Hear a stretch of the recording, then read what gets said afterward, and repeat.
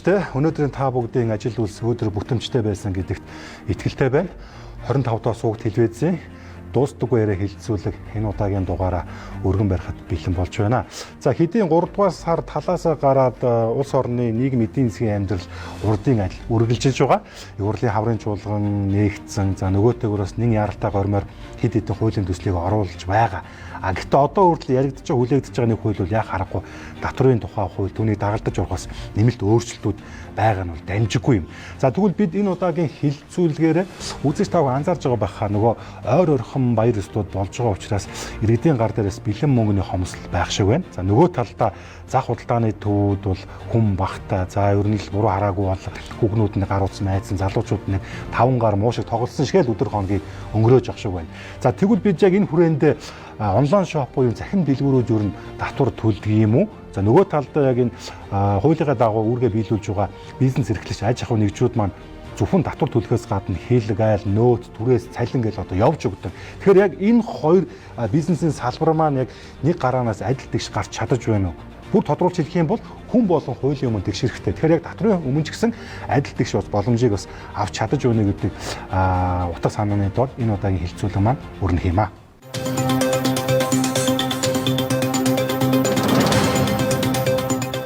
За ингээд хилцүүлэгт хүрэлцэн ирсэн та тавдаа талархлаа илэрхийлье. Би орчлоо нийлэн бас юм хөвчлөлтэй байдлаар хий гэсэн тэгээд хүн амтыг нээсэн үү яасан за чадаагүй бол sorry. За ингээд үлээ хилцүүлгээ эхэлнэ. За өнөөдөр манай хилцүүлэгт зочноор Даваагийн Цэнд сүрэн Галийн ерөнхий газрын ёс зүйн дэд хорооны дарга, Дэлхийн Галийн байгууллагын эрсдлийн удирдлагын зөвлөх, Нэгдсэн үндэсний байгууллагын худалдаа хөгжлийн баг хурлын худалдааг хөнгөвчлөх зөвлөх доктор Шимэд Гочоогийн өнөр жаргал, санхүү эдийн засгийн их сургуулийн нягтлан бодох бүртгэлийн тэнхимийн ахлах багш, татврын мэрэгчсэн зөвлөх Алтан хуйгийн бар хүү, санхүүч, судлаач, инженер Жаргал сайхны онон санхүүгийн шинжээч Чулуунбатын хан түмэн бизнес эрхлэгч комедиан. За тэгээд найзуудаа өнөөдрийн сэдв бол их халуухан. Энэ сэдвийг хийхин тулд би оноос өмнө бодож ирсэн. Тэгээд яа харахгүй өнөөдөр л хувь зохиол нь байж таарлаа. Тэгэхээр юу хөө? Би шууд асууя та таваас. 30 товч хариулъя явчих нь бол зүгээр би халаалт гэж бодъё те. Яг өнөөдөр Монгол улсын нийгэм эдийн засгийн амьдрал ямар байна вэ? Саяхан сар шинуулсан залгаад Мартин 8 цэргийн баяр за удахгүй ч болоос өөр одоо энэ тэмдэглэлт өдрүүд явна. Тэгэхдээ би эргүүнийхээ хувьд бол нийгэм эдийн засаг бол яг миний санаанд бол хүрч чадахгүй ч тийм хэмжээнд байхгүй учраас би та таваас яг өнөөдөр яг Монголын нийгэм эдийн засаг таны бодлоор ямар хөө төвшөнд байна? Баргуу. Эдийн засгийн том ярих юм уу? Гэхдээ та зүгээр эдийн засаг юу гэж бодож байна? Одоо яг байгаа төлөв байдлыг. Яг засгийн газрын тэргүүн маань макро төвшөнд бол их сайн үзүүлэлтэд байна гэж зарлж байна. Тэ инфляц одоо 5% орчлоо гэж ярьж байна. Тэгээ би нэг пост ицсэн юм аа. 8 сард мах 14 мянга байсан. Одоо 30 мянга болчихлоо. Тэгээд инфляц одоо 5%, магадгүй 50% байгаа мó гэж. Яг тэр Монгол хүнд бол мах бол их чухал стратегийн бүтээгдэхүүн шүү. Тэ мах байхгүй бол Монгол хоосон хонлоо гэж ярьдаг. За ийм байж байгаа. Тэгээд яг валютын нөөц нэмэгдлээ гэж ярьж байгаа. За нүүрсний экспорт сайн байна гэж ярьж байгаа. Валютын гадагшаа урсгал багассан гэж ярьж байгаа те. Машины одоо автомашины импорт нэг дахиж унсан гэж эхний үлрэлтээ өнгөрсөн одоо харьцуулахад нэг дахиж унсан. Гэхдээ нэгэнтээ одоо бас валютын нөөц ингээд хэмнэж байгаа сайн юм шиг боловч сөрөг талууд бас бий. Нөгөө улсын төсөвч нь яаж бүрдэх вэ? Нөгөө онцгой татвараар чинь нөгөө одоо нөөтөр чинь нөгөө л одоо татвараар чинь чөлөө зөвхөн автомашины импортоор бол олон зуун тэрбум төгрөгийн төсөв бүрддэг. Тэр чинь ингээд цогт утах нэ. За энэ бол нэг челленж болж байна засгийн газрын хувьд. За ерөнхийдөө эдийн засаг хүмүүс ингээд бизнесийн орчин муу байна гэж ярьж байгаа. Энэ ингээд дэлхийд дахин ингээд 20 оноос 22 оны хооронд пандемия гэдэг одоо цар тахал гэдэг их том хүчин зүйл нөлөөлөд дэлхийн эдийн засаг өөр аюу өөр болсон. Тэр цэсмэ худалдаан дээр бол нэлээд олон худалдааны юу л одоо худалдааны дүр төрх өөрчлөгдсөн. За энэний дараачаар Монгол улсад логистикийн хямрал гэдэг. Ингээд одоо бас нэг жил гаруй юм үргэлжлээд нэлээд их үн өртөг. Одоо хүртэл үнийн өсөлт инфляц Бид бол одоо өнөхөр зогсоож дийлэхгүй байна. Энэ болгон макро үзүүлэлтүүд бол бизнесийн орчныг муутгаж байгаа, мөнгөний эрэлтийг багасгаж байгаа. За дээрэс нь одоо ард иргэдийн энэ санхүүгийн одоо байдалтай өөр зээлийн асуудал бас нэлээд таазандаа тулж байгаа хэмжээ нь бол энэ бүх худалдаа авалтын одоо энэ хурд индексийг бууруулж байгаа юм үзүүлэлтүүд ажиглагдж байгаа. За. Доктор Цэнцүр. За өөрийнхөө байгууллагаас бас танилцуулъя гэж бодож байна. Ягаад гэвэл Монгол улсын эдийн засгийн нийгмийн хөгжилд энэ галин байгууллага гол үүрэг гүйцэтгэдэг. За галин байгууллагын ард талд худалдаа тээвэр аялжуулж гэсэн 3 том салбар явж байна. Тэгэхээр энэ дээр бид нэг галин байгууллагыг уламжлалт нэг тийм татвар хураагч буюу гарцыг хамгаалагч гэдэг энэ зарчим маань одоо бас өөр болж байна. За Монгол улс төвлөрсөн төлгөөд эдийн засгаас зах зээлийн эдийн засгийн харилцаа шилжих шилжилтийн эхний үеүүдэд олон одоо олон улсын гэрээ хэлцээр олон улсын байгууллагуудын гишүүн болсон. Тэдгээр нэг нь 1991 онд галин хамтын ажиллагааны зөвлөлийн конвенцэд нэгдэн орж дэлхийн галин байгууллагын гишүүн болсон. Тэгэхээр бид өнөөдөр Монгол улсын үндэсний хууль тогтоомжийн хэрэгжлийг хангахаас гадна Монгол улсын нэгдэн орсон олон улсын гэрээ хэлцээрийн хүрээнд дэлхийн 187 орныг эгнээндээ нэгтгэсэн дэлхийн галин байгууллага өнөөдөр яаж энэ худалдаанд хяналт тавьж байна. Өнөөдөр ихтгэлцэлд суурилж байна. Хил дээр шалгадаг үндсэн концепц залгуулж байна. 95 онд гэхэд Монгол улсын гадаад худалдаа 0.9 тэрбум байсан. Энэ үед бид улсын төсөвт 28 тэрбум төгрөг оруулдаг гэсэн. За өнгөрсөн жил 27.1 тэрбум $. Боллоо. За тэгвэл нөгөө бидний зөвхөн хэдхэн тэрбум төгрөгийн галын орлогыг төвлөрүүлж исэн бол бид нар 6.4 их 80 гэдэг ингээд ороод ирж байна. Их 80-аар. За тэгэхээр энэ галин байгууллагыг нөгөө гадны яаж бид нэр энэ улс орны эдийн засгийн нийгмийн хөгжилд дэмжлэг болох гэхээр ерөөсө түргээ явуулах. Түүнээс шалгаад авах юм бол энэ нь болохгүй. Тэгэхээр ихтгэлцэл. Тийм учраас энэ галд үнэн зөв мэдүүлэх ёс зүй асуудал галин байгууллага өөрөө бас зөв энэ одоо мэргэжлийн ёс зүйг баримталж энэ олон улсын худалдааны барааны нөлөөлөлтөнд оролцсноо. Ингэснээр бид нар яг энэ үйл ажиллагааг дэмжихэд ийм гол хөшүүрэг болж байна. Хүнд салин өгч үзээгүй нэг хүнийг салин өгч үзээгүй хүмүүс энэ төрийн бодлого хийгээд шин.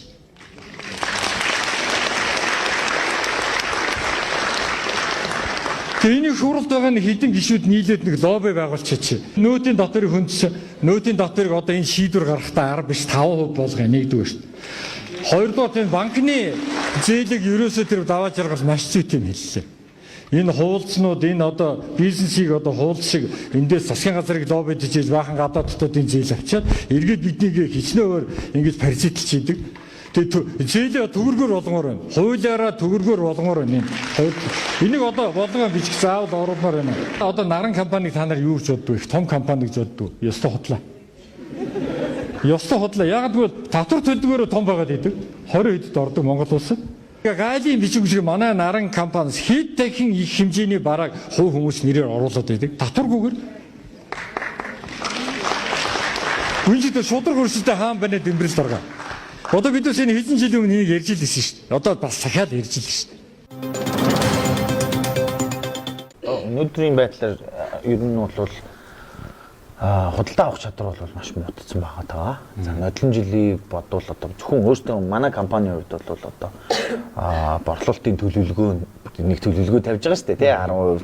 За нэг инфляци 10% нэмээ. За тэгээд мэдээж нэг компани чинь нэг 10% бас нодлон жилийгээ бодвол одоо нэмээд ингээд нэг 20% нэмэгдэлтэй одоо төлөвлөгөө тавьж яхад эхний удирдлагын байдлаар бол төлөвлөгөөнд өөрсөн тохиолдол бол байхгүй.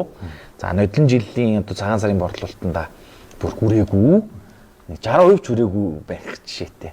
Тэгэхээр бол одоо яг юуг нь бид нар буруу хийгээд одоо энэ борлуулалтын төлөвлөгөөндөө хүрэхгүй яач юу ч үгээл одоо хүн амьд нь юу нэмэлтээр бол одоо ажилтаа албаагч нар авцсан байж байна. Илүү олуулаа, илүү хүчтэй, илүү маркетингтай мөнгө зарлагтаад ингээд үзээд исэн мөртлөнгөөс бол хүрсэнгүй. За нодлон жилийг бодвол бас цагаан сарын үеэр бол бид нар бас маш олон экспонууд дээр нэмэлтээр гарсан тийм. Нодлон жил бол нэг экспо дээр одоо борлуулалтаа хийжсэн бол энэ жил бүр 3 гэдэг нөгөө нэмэлтээр борлуулалтаа нэмэх сувгуудаа нэмээд байх зүртэл одоо ингэж юу энэ жилийн үед бол төлөвлөгөөнд ихний удирдлагын байдлаар өрсөн удаа байхгүй явж байна. Тэгээд одоо бол худалдаа авах чадвар муудсан хүмүүс ер нь бол одоо тансаг хэрэглээ. За тэгээд дээрэс нь одоо зах худлааны төв дээр ч гэсэн юм хоосон шахуу байж байна. Тэгээд бас харилцагч нар маань бас одоо мөнгө удаах жишээтэй тийм нөгөө борлуулалтаа хийж чадахгүй ер нь одоо худалдааны нөө зээлэр явж исэн харилцагч нар маань хүртэл одоо ингээд ганц хоёр нь хүртэл одоо ингээд асуудалтай болцсон байж байгаа жишээ тий. Тэгэхээр бол би нэг тийм сайнгүй байна гэж бодож байгаа. Санхүүгийн шинжээч оноо. За Монгол улсын эдийн засаг өсөлтөө гэдэг нь тэр өмнө хэлсэн уул уурхайн салбар буюу оюу толгой гэд нэг хитгэе. Тэгээ оюу толгой, таван толгой эрдэнэт үйлдвэрүүдийг аваад үзэх юм бол ажлах хүч нь болгож нь хитгэе мянган хүн ажилтдаг баг. Бүр хитгэе мянга. Тэгэхээр чинь яг макро төвшөндөө өсөж байгаа ч гэсэн яг ингээд анхан болон бичил дунд жижиг бизнесийн орчинд болохоор энэ болохоор хөгжлөхгүй. Яг энгийнээр энийг одоо үгээр тайлбарлах юм бол ерөнхийдөө бол анхан жижиг талд нь болохоор яг нь зомби маягтай болчихдог. Ерөнхийдөө бол ингээд цусны эргэлт нь удаашрч ер нь баартер тал руугаа эдийн засаг бол одоо яг анхан дунд одоо уул уурхаан бус одоо том биг худалдаа авалтууд одоо тэр гайлаар том бараа орж ирлээ гарлаа гэдэг чинь ерөөсөө л оюу толгойн том төхөөрөмжтэй худалдаа авалт ч юм уу эсвэл Улаанбаатар төмөр замын ч юм уу эсвэл Мягтын том худалдаа авалтууд л явж байгаа. Тэр нь болохоор ингээд яг статистикт аваад үзэхээр ингээд аюу том харагдаад идэг. Яг микро төвшөнд аваад үзэхээр бичил төвшөнд аваад үзэхээр тэр нь болохоор чинь биш болчиход идэг баг.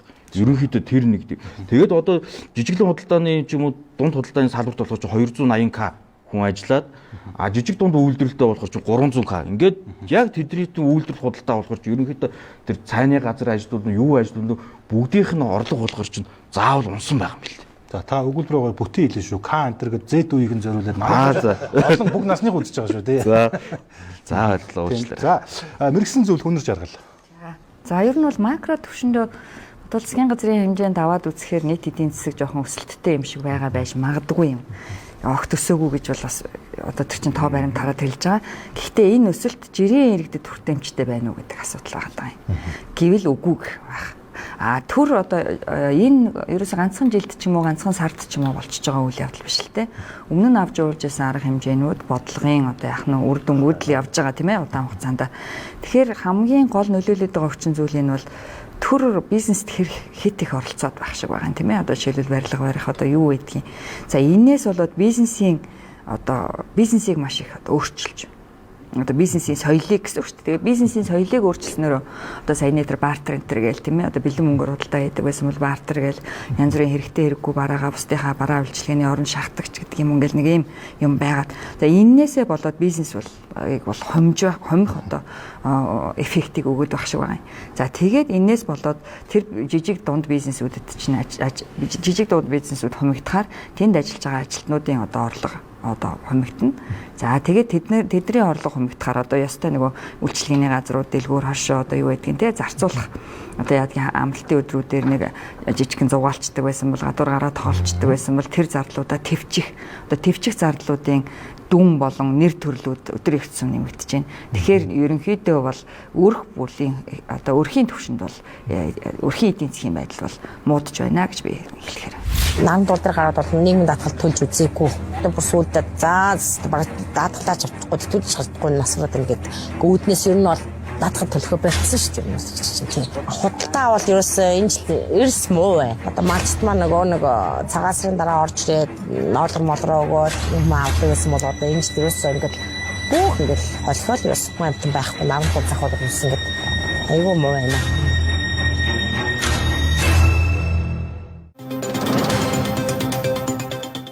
За баярлалаа. Одоо хэдүүл асуудал гүн рүү орно. Сая бол би хэлсэн шүү. Панч буюу би аллалт байсан шүү. Ерөнхий төлөв ирсэн. За шууд хэлээ. Он гарснаас хойш томоохон зах худалдааны төв хөнгөө байна.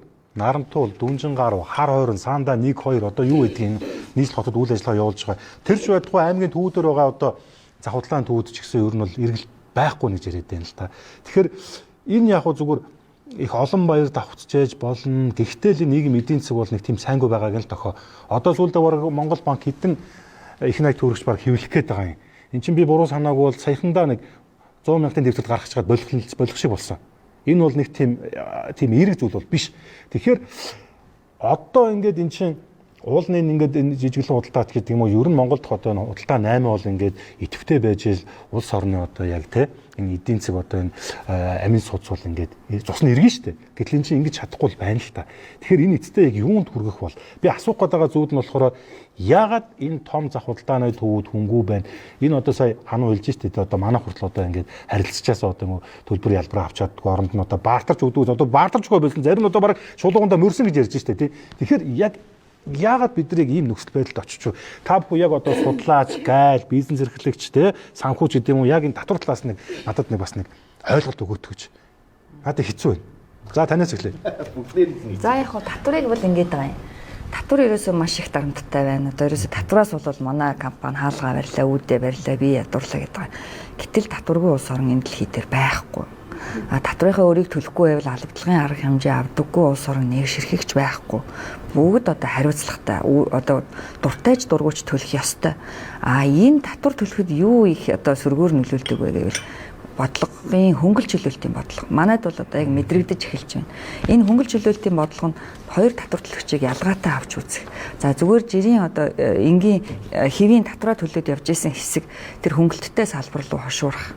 Тэр хөнгөлтийг олж одоо эдлэхийн төлөө одоо ямар нэгэн байдлаар бас магадгүй одоо дөрмийн бус үйлдэл хийх. За тэгээд одоо яадгийн тэрэнд таньдаг мэддэг хүн хайхч гэдэг юм уу. За ийм байдал нэгдүгürt үүснэ. За хоёрдугаарт болохоор эдийн засаг өсөлттэй байх үед татврынхаа өрийг төлүүлэх арга хэмжээг хангалттай авч явуулаагүй байна. Ихээр хуримтлуулчихж одоо боломжтой байгаад хахад одоо улсын төсвийн орлого нь бүрдээд байхаар учиргүй одоо яах нь татврынхаа ирэлд гарахгүй татврынхаа өрийг нэхэхгүй байгаад байна да. Гэтэл өнгөрсөн жилээс эхлээд одоо татврын төсвийн орлого тасалдаад татврын өрөө одоо цуглуулж авахаас өөр аргагүй нөхцөл байдал үүсэж байна. Тэгэхээр татврын өрийг нэхэх байдлыг одоо нэлээд шуурхайлангууд татвар төлөгчд маань бухимдаж эхэлж байна тийм ээ. Өмнө нь нэгтгэхгүй байсан одоо ингээд болоод байсан би цалингаа тавих гээд ахт чинь яхаараа татвар надаас авдیں۔ Гэтэл яг одоо бизнесийн үүднээс бол татврын зардал маань яг цалингийн зардалтай ижилхэн түүхийд материалын зардалтай адилхан одоо түрээсийн зардалтай адилхан бизнесийн зардлын нэг хэсгээ гэж онлын хувьд үздэг. Гэтэл одоо нэг зардлын одоо төлөхгүй гаргахгүй байж одоо гаргасан ч гэсэн тэр зардлаа бодтоор одоо мөнгөөр төлөхгүй байж болгоод хүмүүсээ муузан сургасан байна шүү дээ. Бизнес эрхлэгчдийг муу занд сургасан байна. Тэгэхээр хизээ нэгэн цаг төлөх өрийг одоо тэгж төвчж хойшлуулж ингэсэн нь эргээд одоо өнөөдрийн хүндрэлийг бас улам гүнзгийрүүлж байгаа шүү. Бизнесийн орчин өөрөө хүнд байна гэж яриад шүү дээ. Энд чинь нөгөө татвар бол тухайн компани нэг хүлээсэн үүрэг тэгээ тухайн компанид челленж өгж байгаа нэг л фактор байхгүй юу? Татвар бол ерөөш ашигтай ажиллах хэрэгтэй. Тэгэл одоо зардал мардал зөндөө байх хэрэгтэй тийм.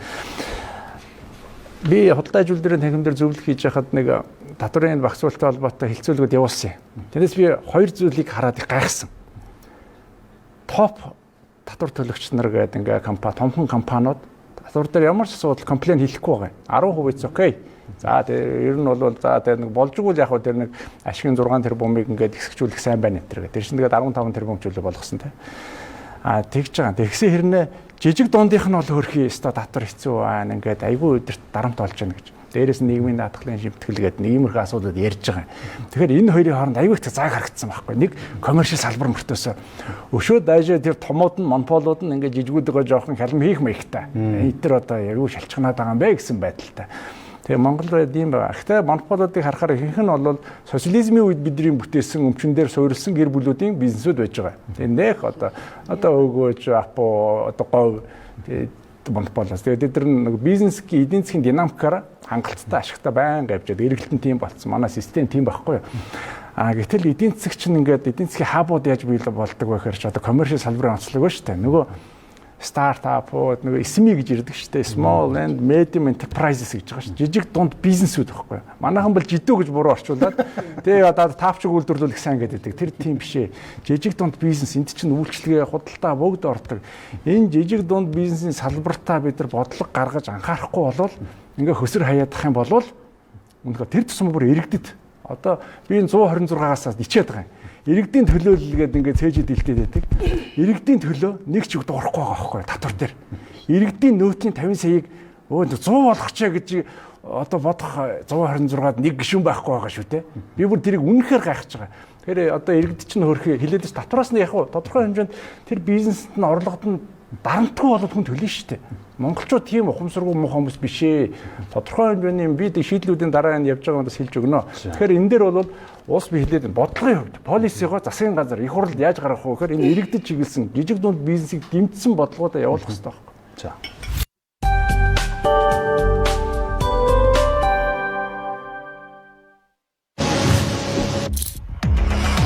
Снэбат дарамтгаж Zero Marathon. Яг одоо үсэлтэй. Focus Zero Marathon. Хөгжилтэй амттай өдрүүдийн эхлэл мэйл биофик. Хэлбэр хуримтлал хариултаа хадгалын үйлчилгээгээр 26,000 төгрөг цуглуулад нэмж 26,000 төгрөгийн урамшуулал аваарай. Худалдаа хөгжлийн банк. 100 жилийн түүхтэй Канадын Jameson брэнд жирэмсэн болон хөхөөлөгчүүдэд зориуллаа. Ургийн тархины хөгжлийг дэмжих үйлдэлтэй. Бифито амттай байгаль ээлтэй савлгаа. Эрүүл гэдэс эрүүл даргалаа. Гэр йогурт. Европын хамгийн өндөр борлуулалттай ухаалаг төлөвлөлтөөр шийдсэн. Эрчимчин хэмжтэй House.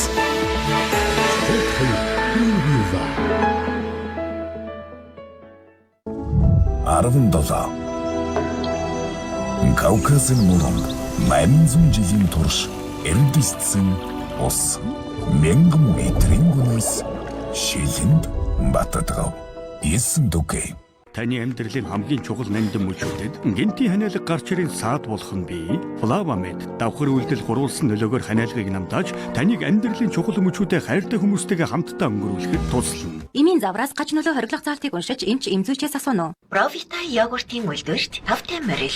Бид эзний бичил орчныг дэмжиж, хоол боловсруулах эрхтний үйл ажиллагааг сайжруулах йогуртыг эх орондоо үйлдвэрлэж байна. Profita йогурт нь Италийн алдарт Sacco системийн Symbiozo ашигтай бактери агуулгаараа онцлог. Үйлдвэрээс хэрэглэгчид рүү шууд хүрдэг учраас таны гарт, таны гэрт үргэлж шинэхнэрээ. Profita йогурт.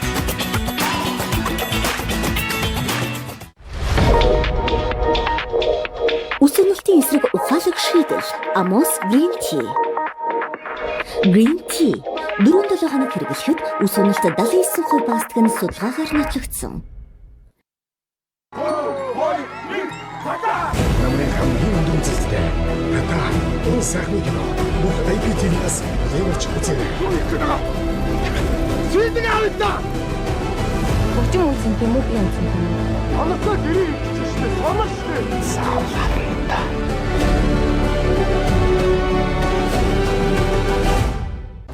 Гэнэт өвдөж эхлэх үед хийж байгаа зүйлээ зогсохоос өөр аргагүй болох нь бий. Өвдөлт бидний хүч чадал, баяр баясгалыг булаах учиргүй. Дексалгийн хөнгөн болон тун зэргийн өвдөлт зөөврийг намдаахад туслана. Хэрвээ та цочмог өвдөлттэй байгаа бол уусмал бэлтгэх мөхлөгийг хоолноос 15 минутын өмнө, шахамлыг 30 минутын өмнө хэрэглэснээр бэлтэмлийн үлдэл эхэлнэ. Гэнтийн өвдөлтийг намдаахад Дексалгийн танд туслана. Эмийн завраас гач нөлөө хориглох заалтыг уншиж эмч эмзүүлчээс асууно.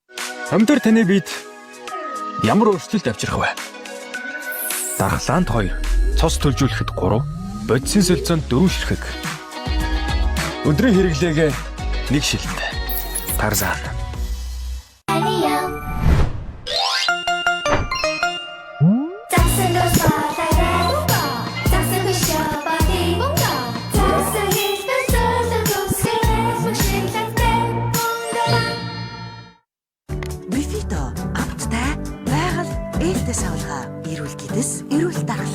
Гэр йогурт 100 жилийн түүхтэй Канадын Jameson брэнд жирэмсэн болон хөхөөлөгчүүдэд зориуллаа. Ургийн тархины хөгжлийг дэмжих үйлдэлтэй. Хэлбэр хуримтлал хариултаа хадгалын үйлчилгээгээр 26,000 төгрөг цуглуулад нэмж 26,000 төгрөгийн урамшуулал аваарай. Худалдаа хөгжлийн банк. Хөгжилтэй амттай өдрүүдийн эхлэл мэйл биофик.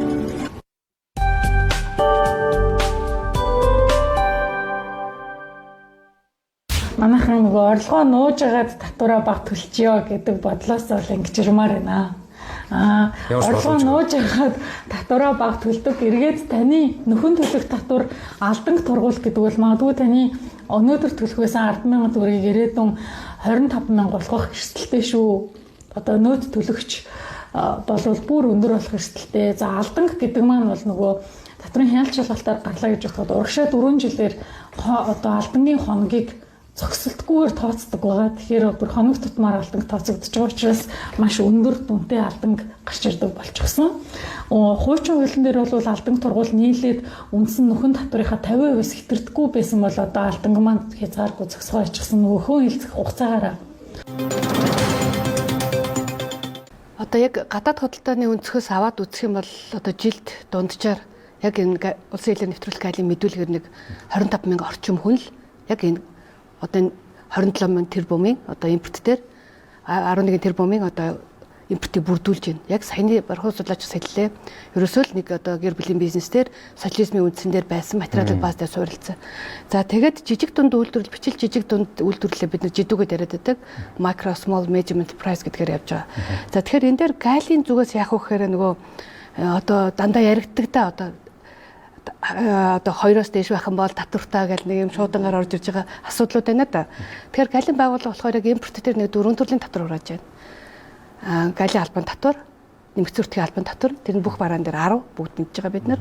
Тэгэхээр бид нар нөөтийг энэ гал дээр хургаад штэ. За тэгээд автомобилийн зээжлийн төслийн албан татвар, за тэгээд онцгой албан татвар. За тэгэхээр манай худалдаа өөрөө жижиг. Тухайлбал бид нар барааны худалдааны үндсэн дээр аваад үзэхээр бид нар үйлчлэгээний худалдааны статистик гаргаж чадахгүй байна. Өнөөдөр энэ хөгжихгүй байна. Олон улсын худалдаан дээр. Барааны худалдаан дээр бид нар ингээд аваад үзэхээр энэ дээр нөгөө нэг 575 бараал манай галын байгууллагын 6.7 их 80-ийн 4 их 80-ийн одоо ойролцоогоор 90% бүрдүүлж байна. Маш жижиг манай зах зээл. Өсөхгүй байгаа бас нэг зүйл нь бас энэ дээр холбоотой байна. Тэгээд өнөөдөр энэнд зөвхөн одоо юу гэдгийг санхүүгийн хөшүүргүүд байх хэрэгтэй. Тухайлбал бид нар жидүү зээл авлаа гэхэд хаагуур яваад алга болчдөг үлээ. Санхүүгийн боломжууд нь ямар байна? Дэлхийн худалдааны байгууллагын гишүүн. Тэгсэн мөртлөө бид нар яах вэ гэхээр хэрэглэгч өнөөдөр нэг талаасаа одоо үндэсний үйлдвэрлэлээ дэмжинэ гэдэг үндэсний үйлдвэрлэлийн юмнууд бас өндөр үнэтэй гараад байна. Үнэхээр зардал өсөөд байж байна. Гэтэл нөгөө талаас хэрэглэгч өөрөө сонголтоо хийх хэрэгтэй байдаг. За тэгэхээр бид дэлхийн худалдааны байгууллагын гишүүн юм бол энэ хамгаалт механизмуудыг яаж авч явах юм бэ? Өөрөөр хэлбэл татаас авсан, эсвэл чөлөөлөгдсөн, татврын хөнгөлөлт чөлөөлөлт хамрагдсан ийм бизнесүүдэд яаж бид нар өрсөлдөх вэ гэдэг энэ асуудал бол нэмэр одоо хэцүү байна. Галын хувьд яг үхээр ерөөсөө бидний оруулах хувь нэмэр гэвэл хууль сахилт өндөр хүмүүсийнхээ үйл ажиллагааг түргэн шуурхаа явуулах ийм боломжууд байж байна. За импортын гэтэл ерөөсөө нэг 300 хэдэн компани гэтэл 70-80% эзэлж штэ. Ерөөсөө л нэг хитгэн. Тэгэхээр маш жижиг юм байна. Хажуугаар нөгөө цахим худалдааны ингээ яриад штэ. Тэгэхээр энэ улс хоорондын шууд дэлгэмж зорчигч хоёр гэдэг чинь өөрөө чөлөөт бус дипломат ачаа энэ дөрв бол нөгөө тусгай горим гэж явдаг. Гайлын тусгай горим энэ тусгай зохицуулт байна да. Тэгэхээр de minimis буюу цахим худалдаан дээр бид нэг гайл дээр ярьдаг хамгийн их юм байж байна. Өөрөөр хэлбэл өнгөрсөн жил 1.8 сая илгээмж ирсэн байна. Хуучин шуудан гэдэг зүйл чинь эргээд шуудангийн концепц одоо конвенц эргэж харах дээр тулж байна. Шуудан гэдэг маань бичиг захидлуулсан бол одоо тэрүүгээр ерөөсө жижиг илгээмж түмэн жижиг илгээмж явж байна. Одоо гайл энэ дээр яаж хяналтад явах юм бэ? Ердөөсөө одоо татвар үл тооцох de minimis буюу босго үнэ. За гэтэл манай энэ дээр айгүй өндөр гинти $900 тий.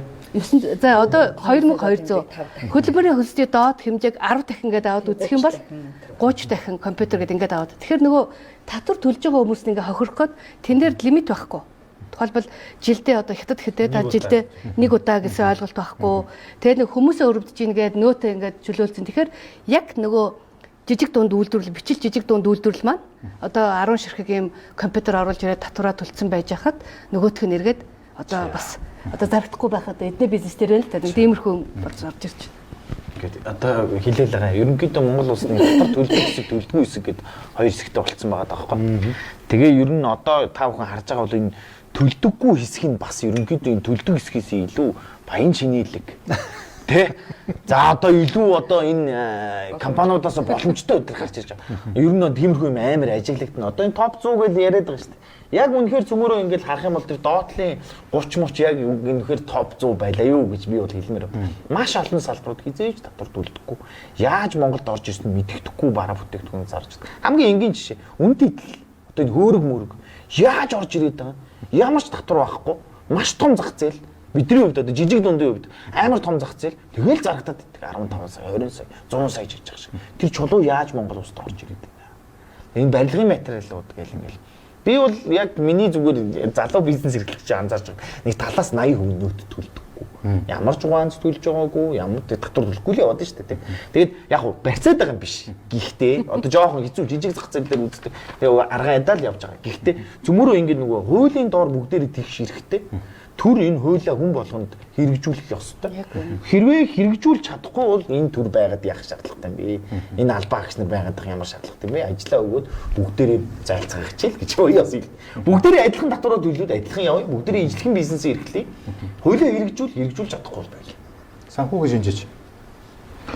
За Монгол улсад 280 орчим мянган аж ахуйн нэгж татвар төлөгчөөр одоо бүртгэгдсэн байгаад байгаа. А түүнээс болохоор чинь 66 мянган нь болохоор татвар төлдөг аж ахуйн нэгжүүд байгаа. А 66 мянгаас 66 мянган жижиг дунд бичил татвар төлөгчд байгаа.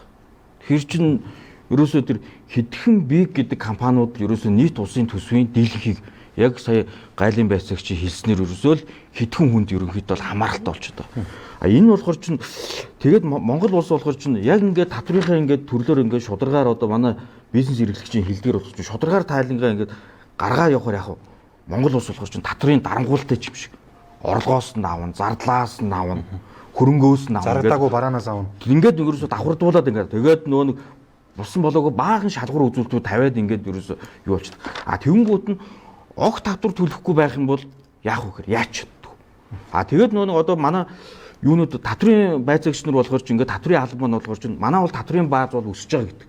А тэр өсөж байгааг юугаар тайлбарлаж X тайлгаа тайлбарлаж байна. Шаал дэмий уг нь бол татврын ерөнхий хуулиндаа болохоор ч үр ашигтай ажиллана гэж заасан байхгүй. Хэдхэн X тайлангуудыг цуглуулсныг өөрсдөө татврын бааз өслөө гэж өөрөө өөрийгөө хуурдаг тийм гаж системтэй. Одоо ингээд Америкийн нэгдсэн улсад ингээд аваад үзэнгүүт нь 100 сая доллар ингээд борлуулалт хийсэн аж ахуй нэгж байгаа байхгүй. Санхүүгийн тайлга гэдэг ойлголтыг огт мэдэхгүй юм гэж байгаа байхгүй. Зачаам яахаж тэр хүн татвараа төлөх нь чухал болохоос биш тэр хүнд санхүүгийн тайлбар нь тэр дебит кредит актив пассив тэр хүнд паблик компани болох гэж хүсээгүй бол тэрийг мэдэх шаардлага байхгүй. Тэгээ дими юмд айгүй их ингэж Монгол улс яагаад тэгээд нэг том аж ахуйн нэгжүүд яагаад тэр нэг сая манай судлаачийн хэлдгэр болохоор чи ингээд татвар дээр болохоор чи ямар нэгэн акцент өгөхгүй байсан. Тэр нэг 25% татвар дээрээ л жоохон акцент өгсөн. Бус татвар дээр акцент өгөхгүй байх чинь. Яагаад тэд нар тийж өгөхгүй байх вэ гэхэр чинь юу гэсэн үг вэ? Одоогийн энэ татврын хүн систем байгаа тохиолдолд болохоор чи яах нь вэ? Тэр жижиг дунд бичил аж ахуйн нэгжүүд өсөж томроод биг компаниудаа өрсөлдөх ямар ч боломж байхгүй гэж. Татвар төлтгөн хүнээс юм аваад өмнөөс нь татвар төлдөг. Тийм үү? Гэх мэтчлэн ингээд нөгөө татвар төлтгөн хүмүүсийн одоо нөгөө тэгш бус байдал маш их байдаг. Тэгээ татвар төлөөжээ гэхээр улс төрчдгийг заагаад тэр одоо нөгөө юу яахгүй шүү дээ. Зөв зарцуулахгүй юм чинь бид нар өгмөөргүй байдаг гэдэг ярьдаг. Яагаад Монголын нийгмийн даатгал өндөр байдаг вэ? Яагаад Монголын татвар бусад одоо хөгжингүү орнуудтай харьцуулах юм бол өндөр байдаг вэ гэхээр төлөхгүй хүмүүсийн өмнөөс төлж байгаа хүмүүс нь 2 дахин дабл трипл айгуул 3 дахин төлж байгаа болохоор тийм байгаа шүү дээ. Тэр болгонд одоо дуурчих ёстой гэж бодод энэ дэндүү юм хүлээцтэй дуугүй байсан болов гэж бодод байгаа. Дуурчих хэрэгтэй. За ер нь жоохон барьж идэх тал руу орж ийн те. За би ер нь та тавтаас нэг тал болохоо боллоо. Ер нь бол тавуулаад дуун өндөрч шүү те. За болж над таалагдж байна. За ингэж байна. Ковид-19 сар тахлаас хойш энэ худалдаа 8-ны энэ юу гэх мөн чанар бол үнцээрээ өөрчлөгдчихлөө. Энэ мэдээж хөл хориотой холбоотой байх тийм ээ. Тээвэр логистик бол тэр үед чинь маш их одоо удаашралтай байлаа. Одоо тэгээд манай ч одоо маш том зах зээл яг хаяанд нь оршиж байгаа. 1.45 тэрбум хүнтэй зах зээл гэдэг бол тоглоом биш. Бид бол баг саксны бөмбөгийн ажил бол шар будааж хүрэхгүй ширхэг. Тэгэхээр энэ юу л болоод байна л да. Одоо хуучин чинь бол ингээл хүмүүс ингээл очиод тэр бараа үйлчлэгийг бол очиод авдаг байлаа. Одоо ордог, үздэг, хардаг те. Тэгээд мөнгөө одоо бодисоор гаргаж өгдөг, карт уншуулдаг, одоо юу ч үдгэнтэй бажууд нь чект уншуулдаг юм мэдэхгүй. За тэгсэн чинь одоо ерөөсөө бүх юм хүргэлт карго болцсон. Өөрөөр хэлэх юм бол ухаалаг гар усныхаа тусламжтайгаар бол одоо хүссэн бараагаа бол одоо ингээд сонгоод авчижлаа л та. Тэгэхээр одоо нөгөө үндсэндээ нөгөө нэг нь хороол ангууд түрээслэх ямар ч хэрэггүй болчих штеп. Тэнд очдог ч хүн байха болсон. Бэлээ цагаан сараар нэг юм шилэт малгай хайгаа явсан. Тэнд чинь зүгээр малгай бол яаж байна. Харин малгай үзэж байгаа ширхэгч хүн алга. Тэгээ би юу гэж хэлэх гэдэг юм бол нөгөө худалдан авалтын зан үйл гэдэг юм одоо мэрэгжлийн хэлгээр юу гэж хэлдэг тэр бол их өөрчлөгдсөн байна.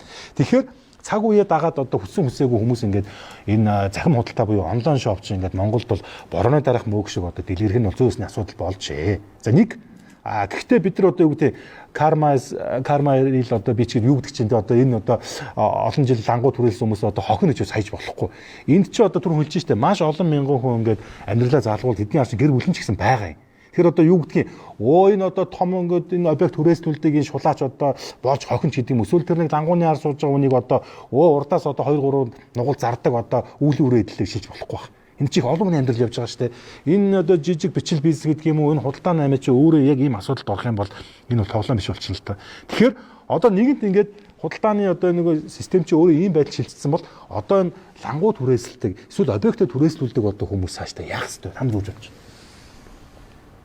Яг энэ чинь дэлхийн аль ч улсад тий аль ч улсад ингээд тэр объектууд чинь хоосроо энэ чинь бизнесийн зарчмаараа л явж байгаа асуудал шүү дээ. Тэрээс биш ингээд заавал ингээд нэг дүүрэн хүчээр байх хэрэгтэй байхгүй. Одоо Америкийн хамгийн би Америк ягаад дэлхийн эзэн засгийн 25% учраас тий. Тэнд чинь ингээд нөгөө цар тахлын дараа чинь ингээд моолууд усан ингээд жоохон дундаж моолууд нь бүгдээр дампуураад одоо ингээд хоосон байж шít тов хоосон байшин гараа. Walmart зэргийн мэтийн том сүлжээнүүд бол стил яг нэг динамикаар ингээд орчтогдоод байгаа байхгүй. Ер нь энэ худалдаан дээр ярих ингээд бид нар сегментчилж бодох хэрэгтэй. Нэгдүгээр жишээлбэл та ярьж ш тэр нэг одоо лайв хийдэг ч юм уу тэр онлайн худалдаа хийдэг нэг тийм хувь өрхийн бичил одоо бизнесмэнүүдийг сегментчлүүл одоо тэрийг одоо бичлэгээд бодъё доо тий. Тэрний дараа нь бол одоо өөрийн гэсэн нэг стокийг бүрдүүлчихдэг. Өөрийн гэсэн нэг ийм худалдааны цэгтэй бизнес актив хөрөнгөтэй нэг хэсэг бүлгийг жижиг гэд хэдүүлээд бодчих. Тэрний дээдлэлд одоо нэг бенчмарк үүсгэсэн одоо нэг тийм франчайз авсан брэндүүд байна. За энийг бол одоо дунд гэдэг ингээд тий. За бүр одоо ингээд глобал одоо гэхээр бол хэдүүлээ одоо ингээд онлайн энэ тоон систем суурилсан том платформуудыг нэрлэж болж байна. Amazon ч юм уу одоо ч манад одоо Taobao байна тий. Temu орж ирж байна тий. Биш одоо нэг үлрэлт 20 хэдэн тэрбумын худалдаа бол хийж байгаа шүү дээ. Эдгээр бол том гэдээ батчих. Тэгэхээр тэр хөөрхий бичил чинь энэ томоодтай нь харьцуулахгүй бүр зүгээр дунд сегменттэй нь харьцуулахад маш жижигхэн мөнгөний дүнгээр нь бодоход маш жижигхэн сегмент. Тэрийг бол одоо ингээд судраг осонд нөлөөлөөд юм уу улсын татвар хураалтанд нөлөөлөөд эдийн засгийг доголдуулаад тэгж ойлгож ерөөсө болохгүй. Энэ онлайн бизнес, онлайн энэ одоо борлуулалт хүргэлт гэдэг юм энэ нөгөө хуучин ритейл буюу тий нэг цэгээр одоо заавал дамждаг бодит лангуугаар дамждаг юмны өрсөлдөгч болж гарч ирээд энэ хоёр чинь зэрэг хөгжөө явж байгаа л зах зээлийн процесс. Жамсны л процесс. Энд дампуурхан, байшин зам нь хоосорно, лангуу юм одоо өхөн өгн тэрнээс энийг хүчээр ингээд те яаж барьж болохгүй. Лангуун дээр байгаа одоо 8 ч гэдэм эсвэл түрээслүүлж байгаа хүмүүсийг тэгээд одоо амьдрал өөр агуул гэж байгаа юм. Жишээ хэлье. Жижиг лангуунууд түрээслэгдэж байгаа лангуунууд тэд чинь тэнэг биш. Бүгд онлайн шопод болж хувирсан. Тэд нэр сток нь тэн дээрээ байж гин онлайнаар реклама хийдэг. Манай дээр ганцхан одоо платформтой шүү дээ. Бүгд монголчууд байж байгаа Facebook гэдэг. Тэн дээр бүгд пэйжтэй онлайн шопод. Тэд чинь ардаа сток контент. Хөөхий тэр стокгүй хүмүүс байна. Хуваарь машинаараа зөөдөг, гэртээ юм оруулсан, тэндээс лайв хийдэг. Тэр хүмүүсийн далтхан мөрөөдөл нь бас нэг онлайн шоптой болчих, нэг тийм стоктой болчих, барилттай болчих нэг мөрөөдөж явдаг байхгүй. Энд ийм үе чаттай энэ ертөнцид та аялах юм бол энэ чинь бас их сонирхолтой ертөнц шүү. За баярлалаа. За таны бодлоор. Тий энэ одоо бизнесийн хэлбэрүүд өөрчлөгдөж байна тий. Энэ дэлхий тэр аяараа л өөрчлөгдөж байна. Хүн өөрчлөгдөн хувьсч байна тийм ээ. Урд нь бол монгол хүн бараа худалдаж авахтаа заавал гараараа имэрч үздэг. Одоо дэлгүүрт хүртэл ярьдаг үстэй. Монгол хүн андашгүй байдаг. Очиод ингээд даавыг нэмрээд яваад байдаг гэдэг. Тэр чинь нэг тийм хандлага байд юм байна л да. Гэтэл одооны хүүхдүүд бол тэр нь мэдээж байхгүй болж байгаа. Тэгэхээр зэрэг заавал дэлгүүрт очиж худалдан авалт хийх нь өөрөө энэ бөглөрөл тийм ээ. Тэгээд одоо цаг хугацаа, орон зай, эсвэл яаралтай гээд олон тэр бүхэнд бэлэн байж одоо бизнесийнхаа хэлбэрүүдийг өөрчилж шít. Дан ганц одоо зөвхөн онлайн худалдаа хийдэг бол онлайнаараа зөвхөн одоо яадгийн те тогтсон цэгт худалдаа хийдэг бол тэрэгээрээ гэсэн биш. Одоо хослмол бизнес одоо хүмүүс уучраа олоод одоо ингээд амьдрахын төлөө яваад шít. Энд чинь ингээд нөгөө хувьсэл тэмцэл хувьсаад өөрчлөгдөд ингээд явна. Энэ дээр юу дутагдж байна гэвэл татрын бодлого дутагдж байгаа. Татвар авахгүй гэж бол хуульд байхгүй. Бүгдээрээ л төлөх ёстой онлайнаар хийн үү, гар дээрээс бизнес хийн үү байгаа. Гэвч тэрнийг хэрэгжүүлэх одоо механизм маш их дутагдaltaй байна. Арга аргачлалаа ерөөсөө санаачлахгүй байна. Багш энэ дэр ингэж байгаа шүү дээ. Монгол улсын үндсэн хуулинд бичсэн байгаа. Татвар ноогдуулсан бол та үүрэгтэй байхгүй. Ноогдуулсан бол ноогдуулсныг тий. Албан татвар ноогдуулсан бол та татварлах үүрэгтэй. Тэрнээс хэрвээ ноогдуулах процесс чинь төрийн үүрэг байхгүй. Тусгайлсан хуулиараа хэллээ шүү дээ. Хамаа хэллээ шүү дээ. Татварын албаныхаа ажлаа хийх асуудал. Тэр лайв хийж байгаа хүн чинь баримтжуулаад одоо тэр юугаа үлдээчээд бичлээ. Би 10 жиргээ бүр зарчлаа гэдэг хөрхөн амтан дээр эдгүүрийн баримтаа үлдээчээд байгаа байхгүй. Тэгвэл үнэхээр татварын алба тэгвэл та 10 баримт пүүз зарчжээ. Энийхээ одоо нэг хөвч. Би тэр дараагийнх нь хэлэх гээд байна. Тэгээд энэ тэгээ яаж юм тэгэхээр манайд нэг ийм татгал байгаа тань. Нөө татварын албаныхаа ингээд энийг ажиллаа хийх гэсэн чинь нэг хүн гарч ирэнгүүтээ одоо татварын реформ хийх гэж байна. Реформ хийх цаг нь болсон ч юм уу болоогүй ч тийм их реформ гэдэг юм хийх шаардлага үүссэн ч юм уу үгүй ч юм уу юунд болохоо байгаа даа. Тийм байхгүй. Тий. Өмнөхөө хэрэгжүүлээд үр дүнгийн хэмжээгүй ээж яагаад ч үгүй зарлцдаг.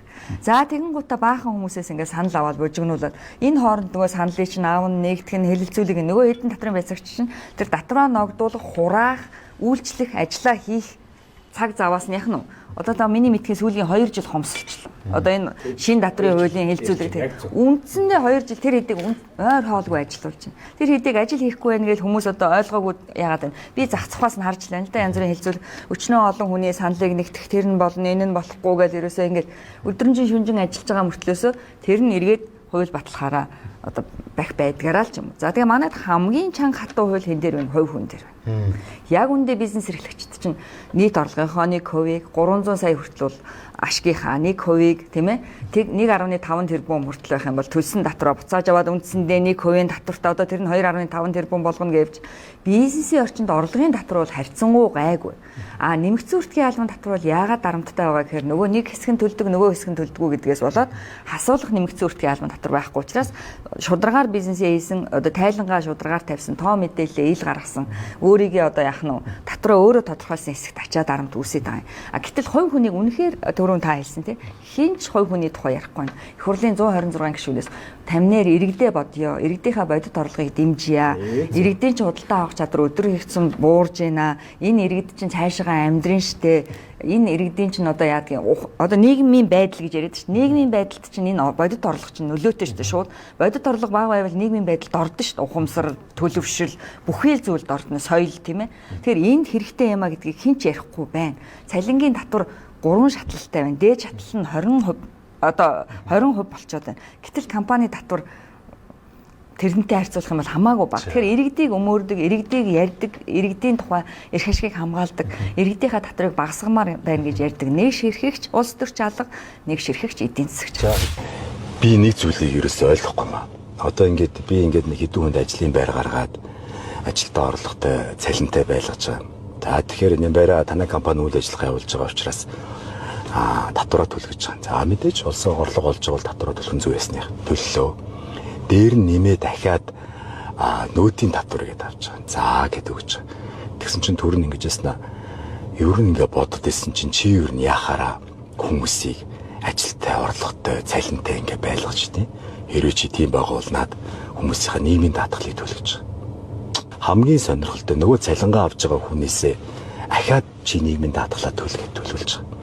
Яг үнэндээ эрүүл мэндийн даатгалын сангийн мөнгө, нийгмийн даатгалын сангийн мөнгө тэгээд нэг хэдэн лөө өрчт нь нэг банкнд татгалуулсан нэртэй дотор хуваагаа аваад дуусгаж байгаа зү.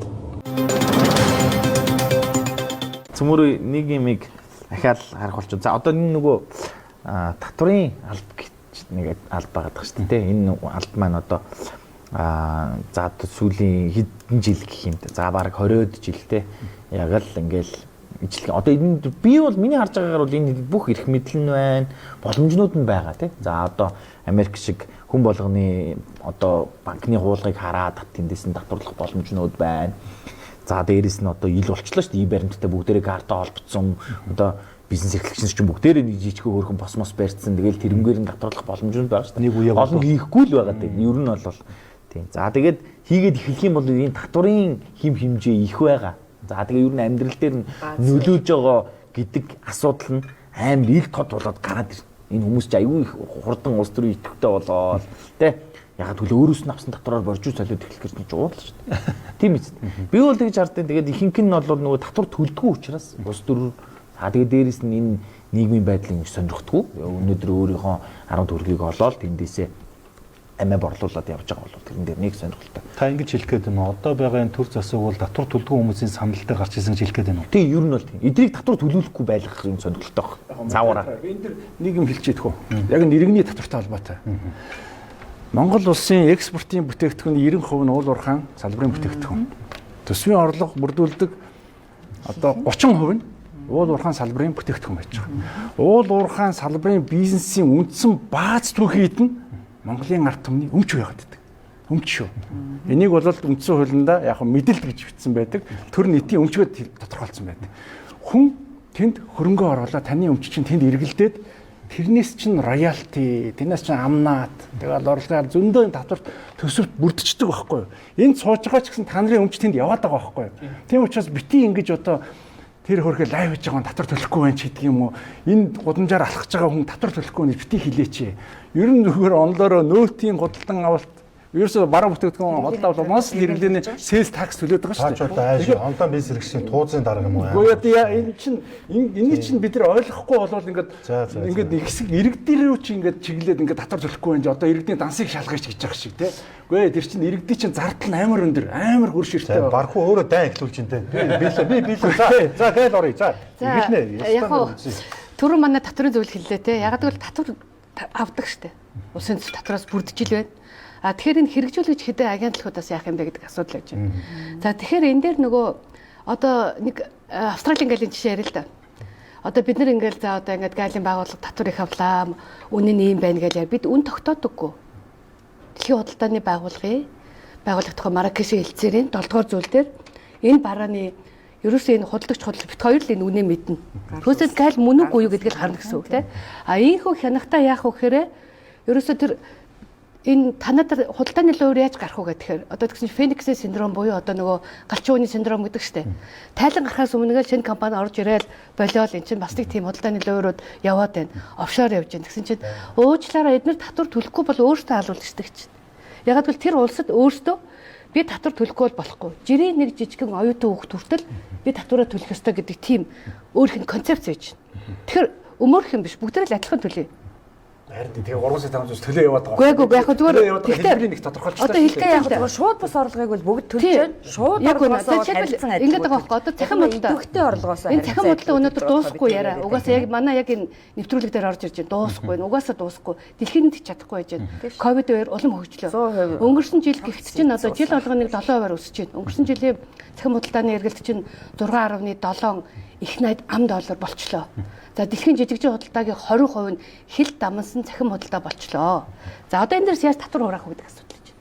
За энэ дээр татвар хураах асуудлаа бид нэр ярьсан чинь нөгөө ер нь яадаг Монгол хүмүүс ягаад цахим худалдаагаар авч болдгоо юм бэ гэдэг нэг дээр үе манай журам байгаад байна. Одоо нэг хөдөлмөрийн хөлсний доод хэмжээ 10 дахин ингээд за энийг олон улсад яах вэ гэхээр улс хоорондын шууд дэлгэм чинь тусгай горим. Галийн тусгай горим. За энд яах вэ гэхээр нөт одоо хөдөлмөр өсөд доод хэмжээ 10 дахин арилжааны шин чанаргүй 2-оос доош бараа байх юм бол одоо та жишээлбэл 2300 орчим доллар болж байна энэ жил хөдөлмөр өсөд доод хэмжээ. За тэгэхээр ийм өндөр de minimis буюу энэ одоо татвар үл тооцох хувьтай улс байхгүй. Одоо Европын холбоо гэхтэл $22 гэчээд нөөтөө авдаг болж байна. Тэгэхээр энэ тогтолцоогоо схемээ зөв хийчих юм бол энэ бас Тэгээ нөөтийг авдаг чинь ер нь бол нөөт ч өөрөө газар нутгийн системтэй байхгүй. Тэгэхээр тухайн барааг хаана хэрэглэгч хаана байна? Яг одоо жинхэнэ борлуулалт хаана явж байна? Тэгэхээр тэр интернетээр авч байгаа газар байна шүү дээ. Монгол улс авах ёстой татвар авдаггүй л гэдэг энэ олон улстай харьцуулахад чадахгүй байгаа байж хэлэхгүй бас би. Ер нь ягаад гэвэл энэ журам байж штэ цагаан дээр хараар бичсэн байж бид нар чи хэрэгжүүлэх агентлагийн хуулийн дээр. Тэг байж нөөтийн хуулийн дээр байж байна. Галийн тухай хуулийн 38 галийн тарих зүтрийн тухай хуулийн 38-1-ийн 5 дээр байж байна. Иргэн одоо нөгөө улс хоорондын шуудан илгээмжээр хөдөлмөрийн хөлсний доод хэмжээг 10 дахин нэмэгдүүлэлтэд тэнцүү шуудан илгээмж орж ирэх юм бол татвараас чөлөөлнө гэж. Хариултаа шууд хэлэх үү? Ондон ийм захим худалдаанаас татвар авах нь зөв буруу юу? Аав. Авах. За, санхүүгийн шинжилгээ жүгж болж байна. За, онлайн худалдаа болгож ерөнхийдөө вистагүй үзэсгэлэн бол.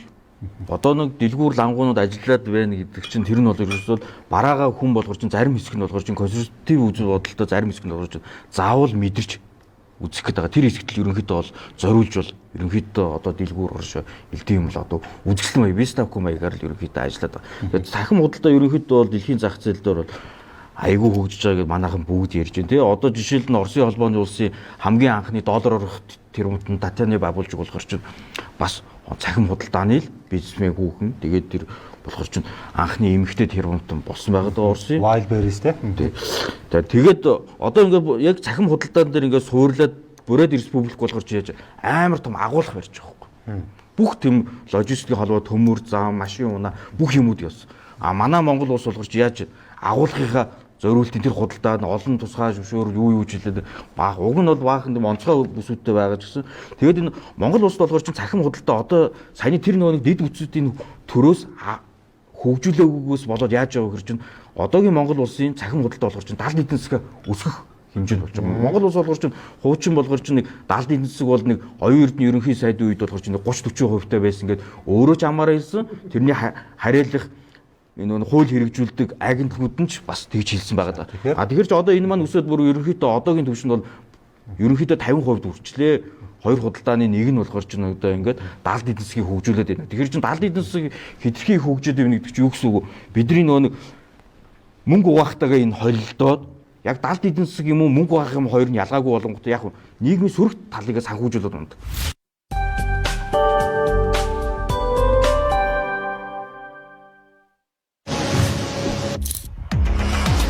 Снева дарамтаг Zero Marathon. Яг одоо усан Zero Marathon. Хөгжилтэй амттай өдрүүдийн эхлэл Мэйл Биофил. Хэлбэр хөрөнгөлөл хариултаа хадгалын үйлчилгээгээр 26,000 төгрөг цуглуулад нэмж 26,000 төгрөгийн урамшуулал аваарай. Худалдаа хөгжлийн банк. 100 жилийн түүхтэй Канадын Jameson брэнд жирэмсэн болон хөхөөлөгчүүдэд зориуллаа. Ургийн тархины хөгжлийг дэмжих үйлдэлтэй. Вифито амттай байгаль ээлтэй савлгаа эрүүл гэдэс эрүүл даглаа. Гэр йогурт. Европын хамгийн өндөр борлуулалттай ухаалаг төлөвлөлтөд шийдсэн. Эрчимчин хэмжтэй House.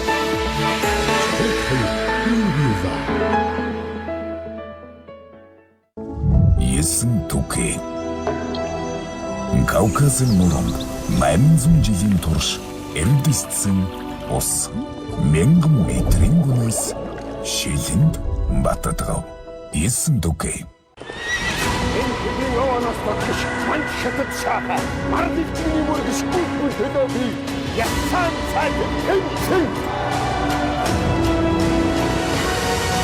Төрөөсөнтэй төргөж байхаас төрөөсөнтэй өргөж үгүй лээ. Эзний бичил орчныг дэмжиж, хоол боловсруулах эрхтний үйл ажиллагааг сайжруулах ягууртыг эх орондоо үйлдвэрлэж байна. Profita йогурт. Дөрөв булчирхан томорлоос үүдсэн шээс ялгалтын асуудал үүсэх үед Простомол уунаа танд туслана. Простомол уунаг хоногтой нэг хавтаа хэрэглэхэд дөрөв булчирхан томорлыг саадуулах үйлдэлтэй. Таныг зөв зөвхөн бэлэн байж асуудыг шийдэхэд тусална. Простомол уунаа дөрөв булчирхан томорлоос сэргийлэх үйлдэл үзүүлнэ. Эмийн завраас гаж нөлөө хориглох залтыг уншиж эмч эмзүүчээс асууно. Гэнэт өвдөж эхлэх үед хийж байгаа зүйлээ зогсохоос өөр арга гуулах нь бий. Өвдөлт бидний хүч чадал, баяр баясгалыг булаах учиргүй. Дексалгийн хөнгөн болон дун зэргийн өвдөлт зөвөрийг намдаахад туслана. Хэрвээ та цочмог өвдөлттэй байгаа бол уусмал бэлтгэх мөглөгийг хоолноос 15 минутын өмнө, шахамлыг 30 минутын өмнө хэрэглэснээр бэлтэмлийн үйлдэл эхэлнэ. Гэнтийн өвдөлтийг намдаахад Дексалгийн танд туслана. Эмийн завраас гаж нөлөө хориглох залтыг уншиж эмч эмзүүчээс асууно. Эцэг амьдралын эхлэл таны дотор. Эхийн эрүүл мэнд, ургийн зөв хөгжлийг дэмжих Jameson Prenatal Канадын аминдэн. Амьдар таны бид ямар өөрчлөлт авчрах вэ? Дархлаанд 2, цус төлжүүлэхэд 3, бодисын солилцоонд 4 ширхэг. Өдрийн хэрэглээгээ 1 шилэнд. Тарзан. Timbark Strawberry таны бодож байгаагаас 2 дахин бага сахар. Гацтай Timbark. Япончууд эрүүл мэндээр урт хугацаагаар хардаг. Япон будааны тос цуно. Вифито амттай байгаль ээлтэй савлгаа эрүүл гэдэс эрүүл даглаа. Гэр йогурт 100 жилийн түүхтэй Канадын Jameson брэнд жирэмсэн болон хөхөөлөгчүүдэд зориуллаа. Ургийн тархины хөгжлийг дэмжих үйлдэлтэй. Таны iPhone, таны Brito Card. Худалдаа хөгжлийн банк. Үйлдвэрлэлтэй амттай өдрүүдийн эхлэл Мэйл Биофил.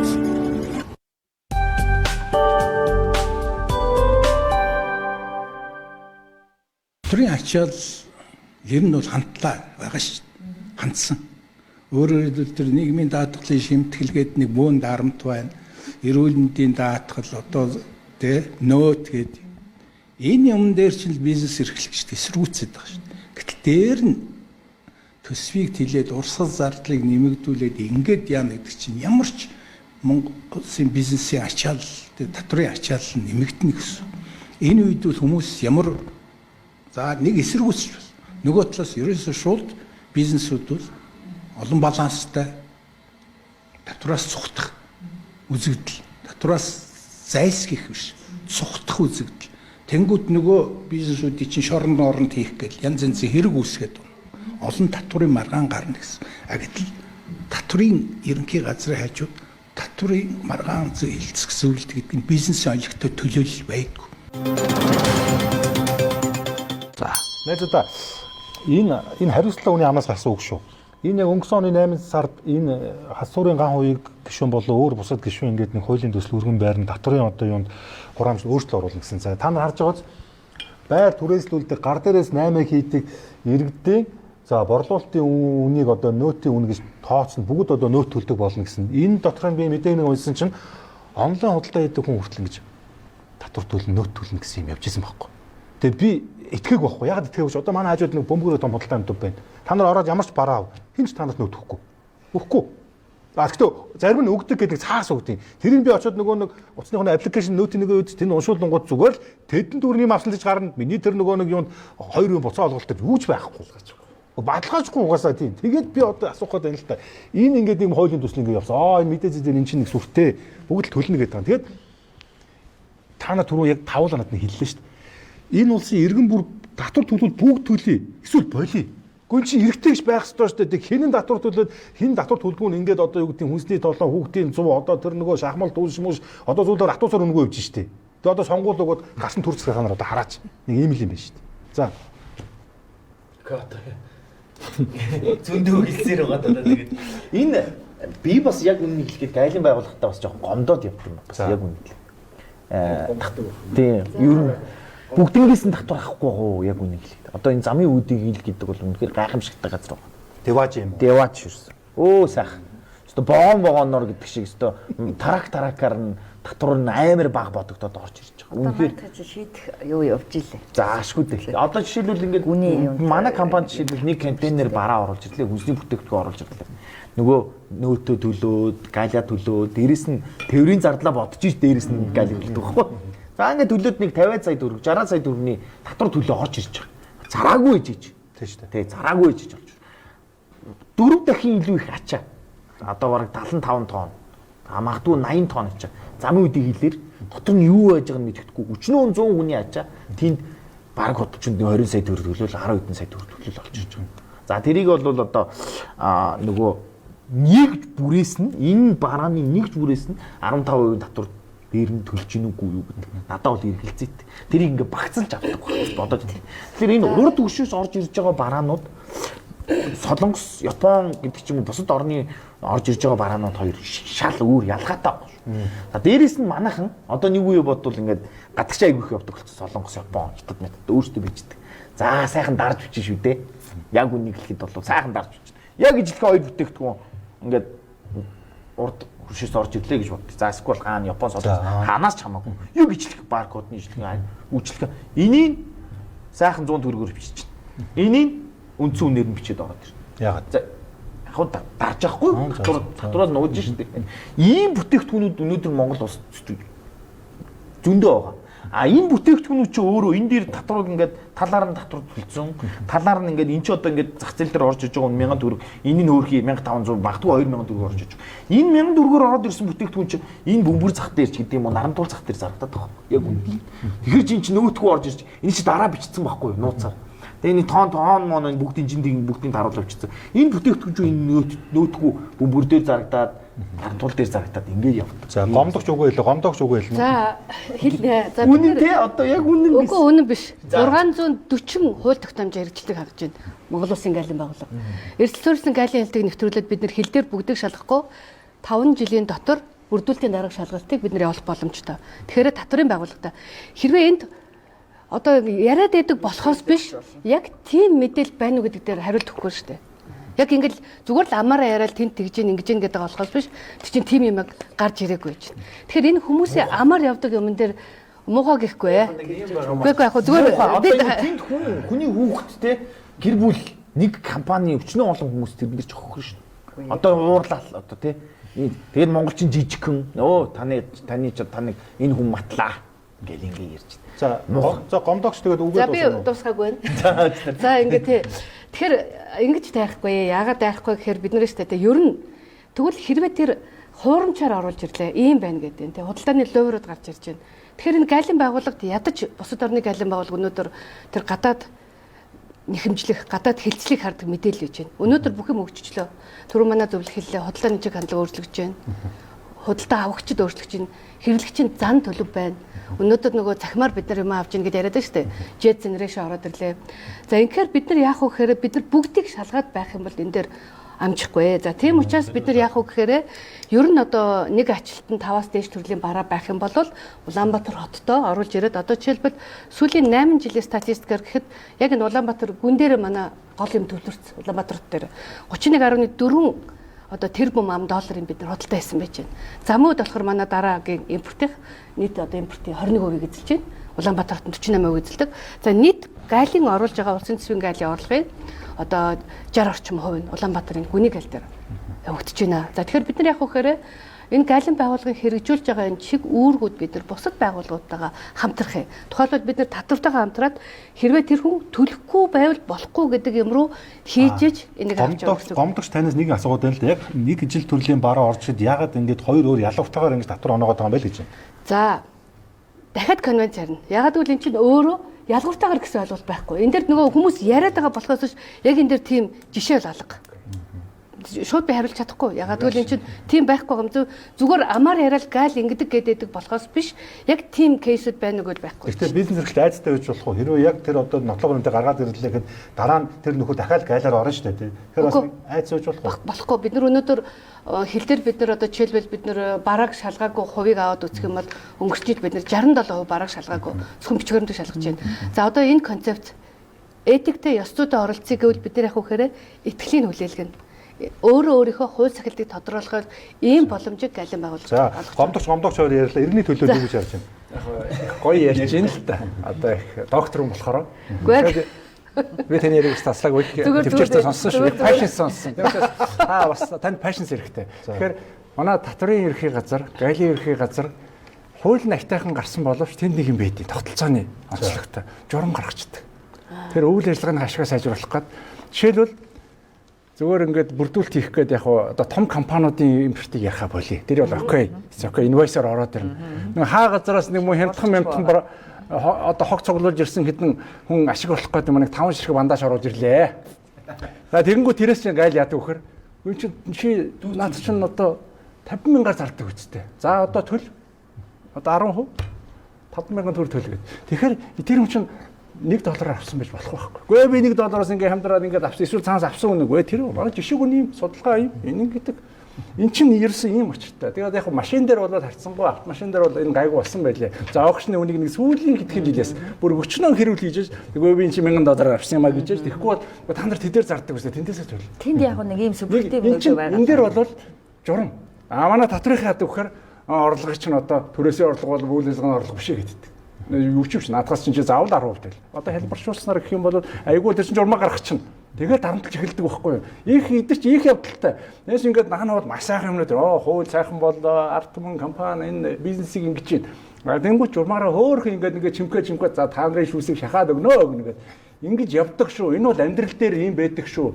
Тэгэхээр энийг бол хэдүүлээ одоо яг нэг мэдээж гайлын байгууллагын байцаагч руу дайрах ямар сонирхол алга. Тэр бол ажиллаад хийж байгаа тэр бол системийн өөрхий ажилтдаг. Гэтэл энэ системийнх нь өөр тогтолцоо нь юм баггүй. Байгууллагын дотоод соёл нь юм.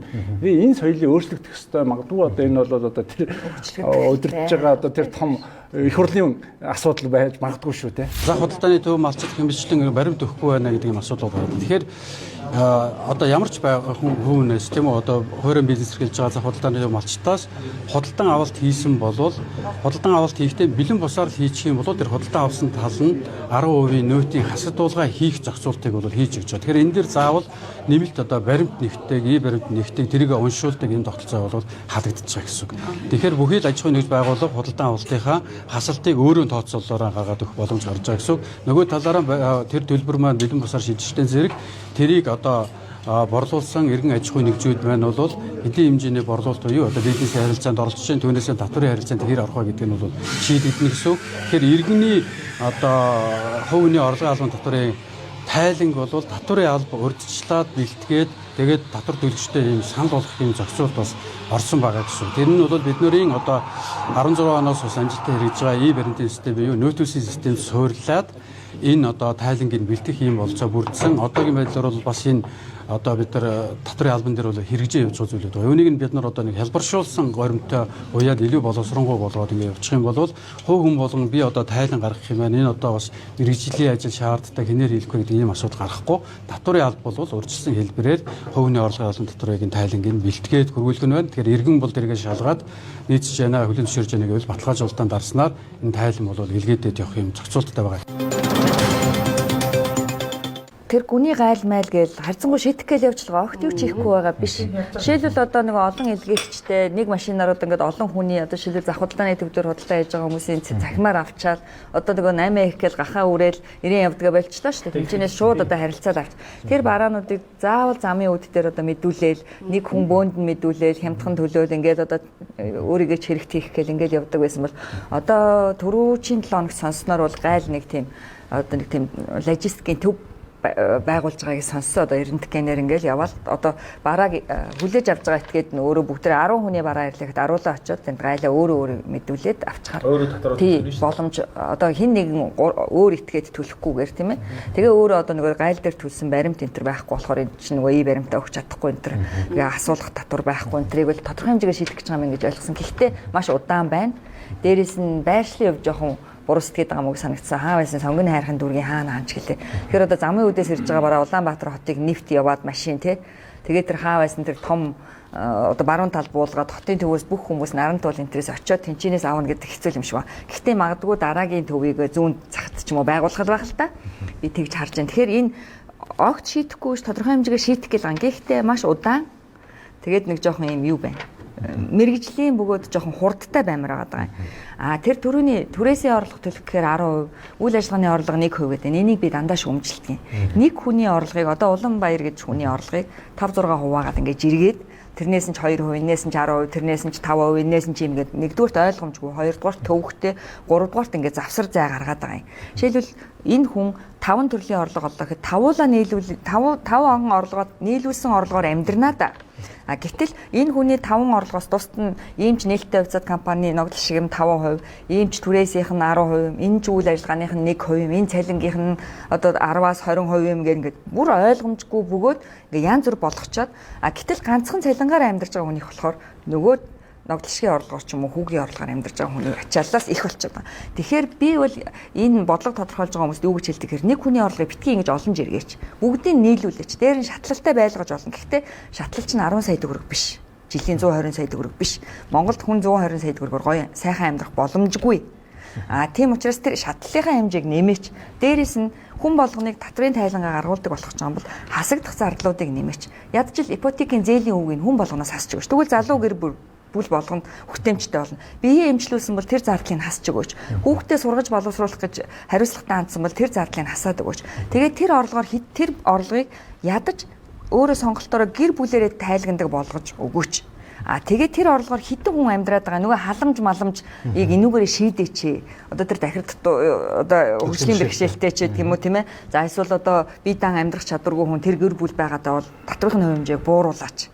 Он ч одоо бүртгэл сайжирсан шүү дээ. Энийгээ дагаад гэр бүлийн бүртгэл сайжирна шүү дээ. Ажилгүй орлогогүй гэж бүртгүүлчихэд нэгэн дээрээ бүх орлогоо нэмчихэд нэг нь орлогогүй гэж бүртгүүлчихэд халамж аваад байгаа байдал ч одоо багасна шүү дээ. Ингээд системээр навж үзээч хэрэл ганцхан хувийн орлого албан тэр нэг ажлын хэсэг гараад нөөт дээр ингээд нэг ажлын хэсэг гараад тэр нөөтийн төрөний тэр 400 сая хасуурын гавь гишүүний яриад байгаа зүйлийг бол би дэмжиж байгаа мэргэжлийн хүний хувьд. Хизээ ажил хэрэг болсон байдаг. Яагаад гэвэл одоо энэ шинэ хуулийн төсөл дээр явж байгаа. Одоо удахгүй орилоод байна. Би үндэсний үйлдвэрлэгч намайг чөлөөлөхөө болчлоо.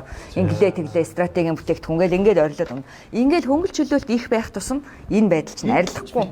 Тэгээ би энэ үндэсний үйлдвэрлэгчдийн лоббигоо давж чадах юм бол энэ нөөтийн өөрчлөлт бол дажгүй өөрхөн өөрчлөлт болж чадна гэж үзэж байна. Гэхдээ энэ лоббиг би давж чадахгүй. Энэ наад үндэсээс чим шүү. Наадах чинь хэлбэршүүлсэн гормоор тий хэлбэршүүлсэн гормоор та явал нөөцтэй чинь 90% буцаад ямар ч бодлого нь бол давхар татварыг иргэн дээр заавал навд болох сонирхолтой. Багч гэсэн төлөөлнө гэдэг байгаа байхгүй юу?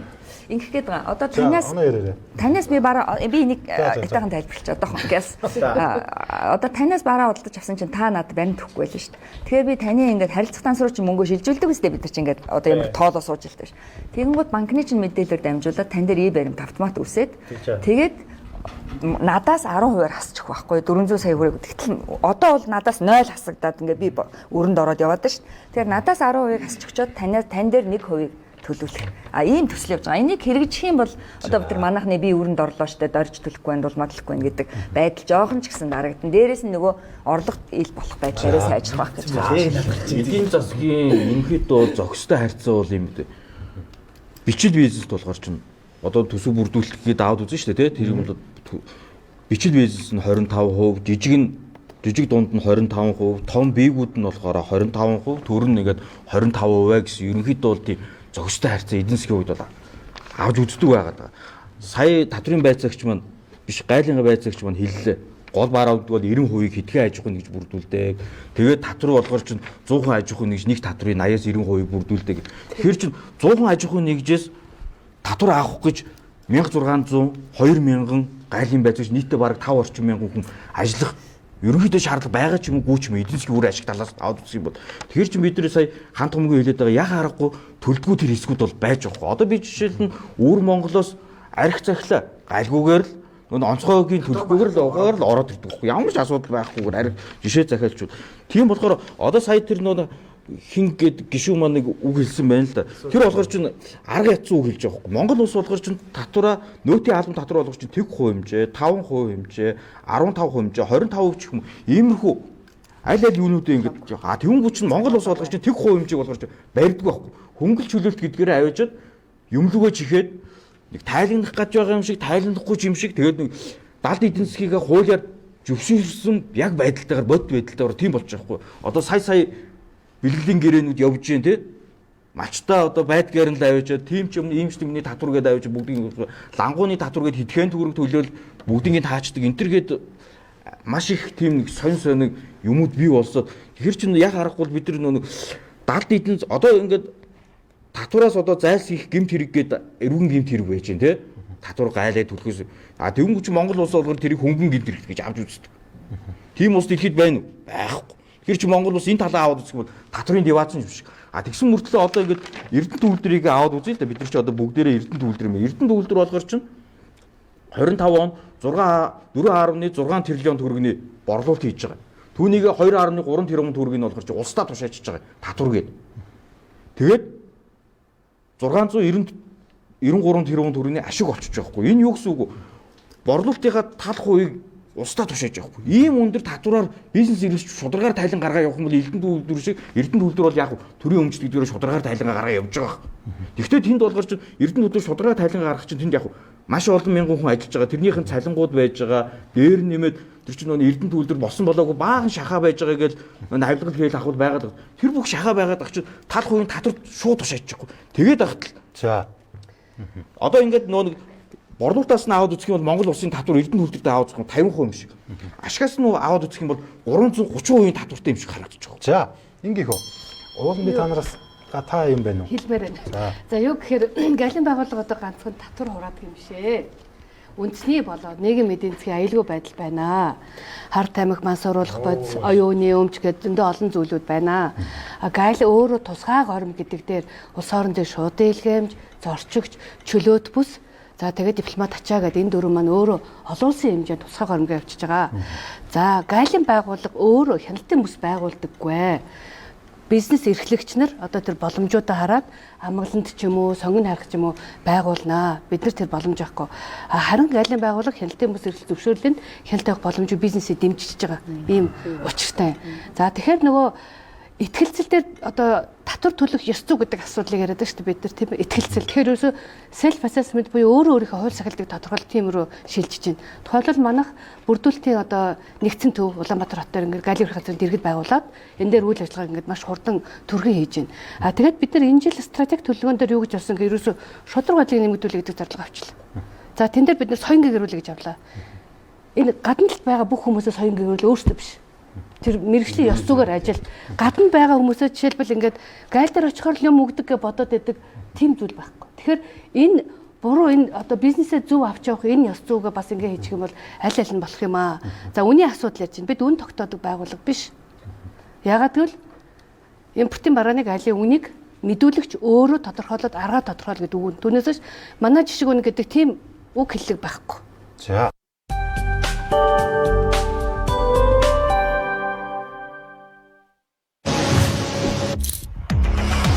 Снэвал дарамтаг Zero Marathon.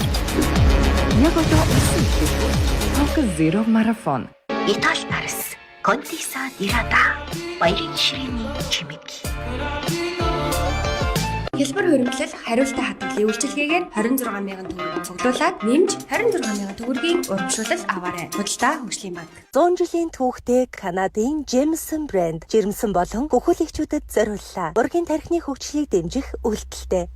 Бифито авттай байгаль ээлтэй савлгаа. Эрүүл гэдэс эрүүл даргалаа. Гэр йогурт. 100 дринк Decor Party. Уухын өмнө илгээ хамгаал. Илэг хамгаалах бүтээгдэхүүн 100 дринк. Bison Grass. Зүүн сода модигчин асан. Таны дуртай коктейл юу вэ? Sex on the beach. Хүссэн газар хүссэн коктейл уу? Punch Club. Мөсөө мартва? Эцэг амьдралын нэгшил таны дотор. Эхийн эрүүл мэнд, ургийн зөв хөгжлийг дэмжих Jameson Prenatal Канадын амин дэм. Гэнэт өвдөж эхлэх үед хийж байгаа зүйлээ зогсоохоос өөр аргуулах нь бий. Дексалгийн хөнгөн болон дунд зэргийн өвд зөөрийг намдаахад туслана. Гэнтийн өвдөлтийг намдаахад Дексалгийн танд туслана. Эмийн завраас гач нөлөө хориглох заалтыг уншиж эмч эмзүүчээс асууно. Намын хамгийн өндөр зэлтэй. Хата энэ сайхны кино. Бүх IPTV-аас ямарч үзээрэй. Зүйдэг авлаа. Хөгжим үнсэн төмөрийн үнсэн. Оногтой гэрээ хийчихсэн. Оногтой. Саалаа.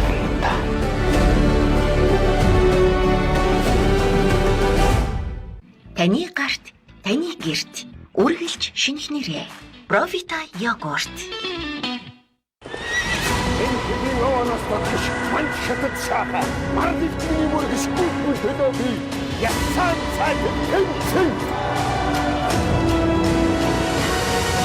Төрөөс үнэтэй төргөж байхаас төрөөс үнэтэй өргөж үгүй лээ. Европ дэд сортын жимсний шүүс Тарзан. Киви. Хат. Жимсний хаан Интор. Польш алим. Чанар шилэнтэл байдаг. Европ жимсийг нэг шилэнд. Тарзан. Timbark. Strawberry. Таны бодож байгаагаас 2 дахин бага сахар. Гацтай Timbark. Япончууд эрүүл мэндээр урт хугацаагаар хардаг. Япон будааны тос цуно. Бифито авттай байгаль ээлтэй савлгаа. Эрүүл гэдэс эрүүл даргалаа. Гэр йогурт. 100 жилийн түүхтэй Канадын Jameson брэнд жирэмсэн болон хөхөөлөгчүүдэд зориуллаа. Ургийн тархины хөгжлийг дэмжих үйлдэлтэй. Хэлбэр хөрөмтлөл хариултаа хадгалын үйлчилгээгээр 26,000 төгрөг цуглуулад нэмж 26,000 төгрөгийн урамшуулал аваарай. Худалдаа хөгжлийн банк. Итали Парис, Контиса Дирада, баярын ширээний чимэг.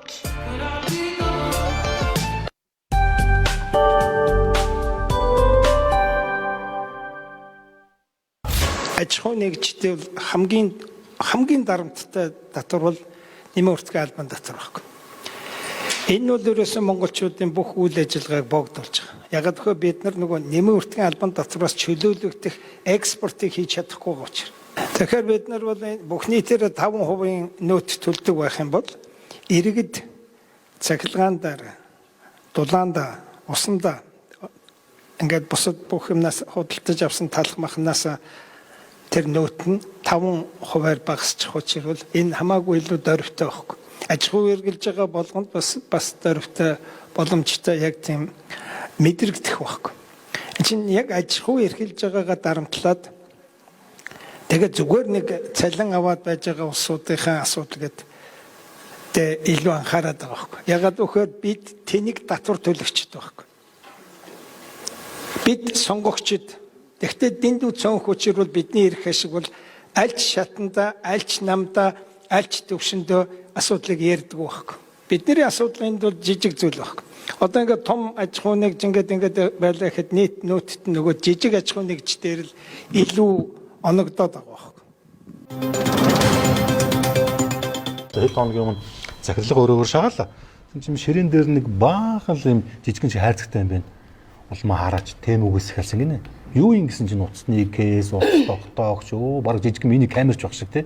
Тэгээ яад гэсэн чинь өстөн чи амар юм байна. Баг цагаалаад баг 7 хоног ингээ хүрээд ирд юм байна. Тэгээ яад гэсэн чинь захиас үнийн дүндээ тэр хүргэлт карго марго одоо тэр бүх үнийн дүн орчдөг юм байна.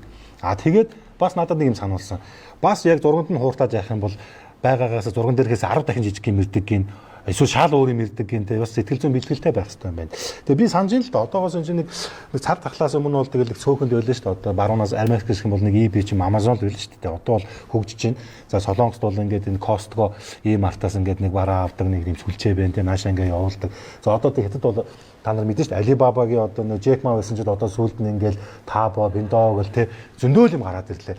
Тэгээ одоо энэ онлайн худалдаач харахаар баг 100-ны бараг 90% нь андаа урдаас орж ирд юм байна.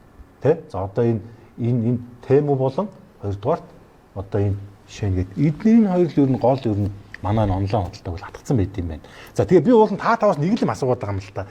Энэ би хэлээд байна л та. Нэг утасны ард ингээд нэг админ гэдэг нэг хүүхэн байж болно. Онлайн шоп ажиллаулдаг. Тэр нэг бараас хэдэн мянган тоо ширхгээр хилээр нааш оруулж ирнэ. Тэн дээр хил гайл дээр ер нь төлбөр төлдөг юм уу? Тэр нь яг яа тооцдөг юм? За ороод ирэнгүүт энэ хүн чинь мэдээж захиал зарим нь бол ингээд зураг хөргийн тавьж байгаа захиалгаа авчиж байгаа. Тэгээ тоо юугаар нь оруулж ирж байгаа. Эсвэл их хэмжээгээр оруулж ирээд сезоноо ер нь бол ингээд боловчж байгаа. Би тэр хүнийг одоо овжин байна, эсвэл одоо шулжин гэж би хэлэхгүй. Тэр бол зах зээлийн л ярьчин баг. Гэтэ ерөнхийдөө зарим онлайн шоп бол одоо түрүүн барахгүй бичил гэж яриад байгаа шүү гэн. Бүр 300 хүн хаус амьдэрдэг бүр автомашины суглаа явуул хүртлээ энэ онлайн шоп зарим нь томорсон байна.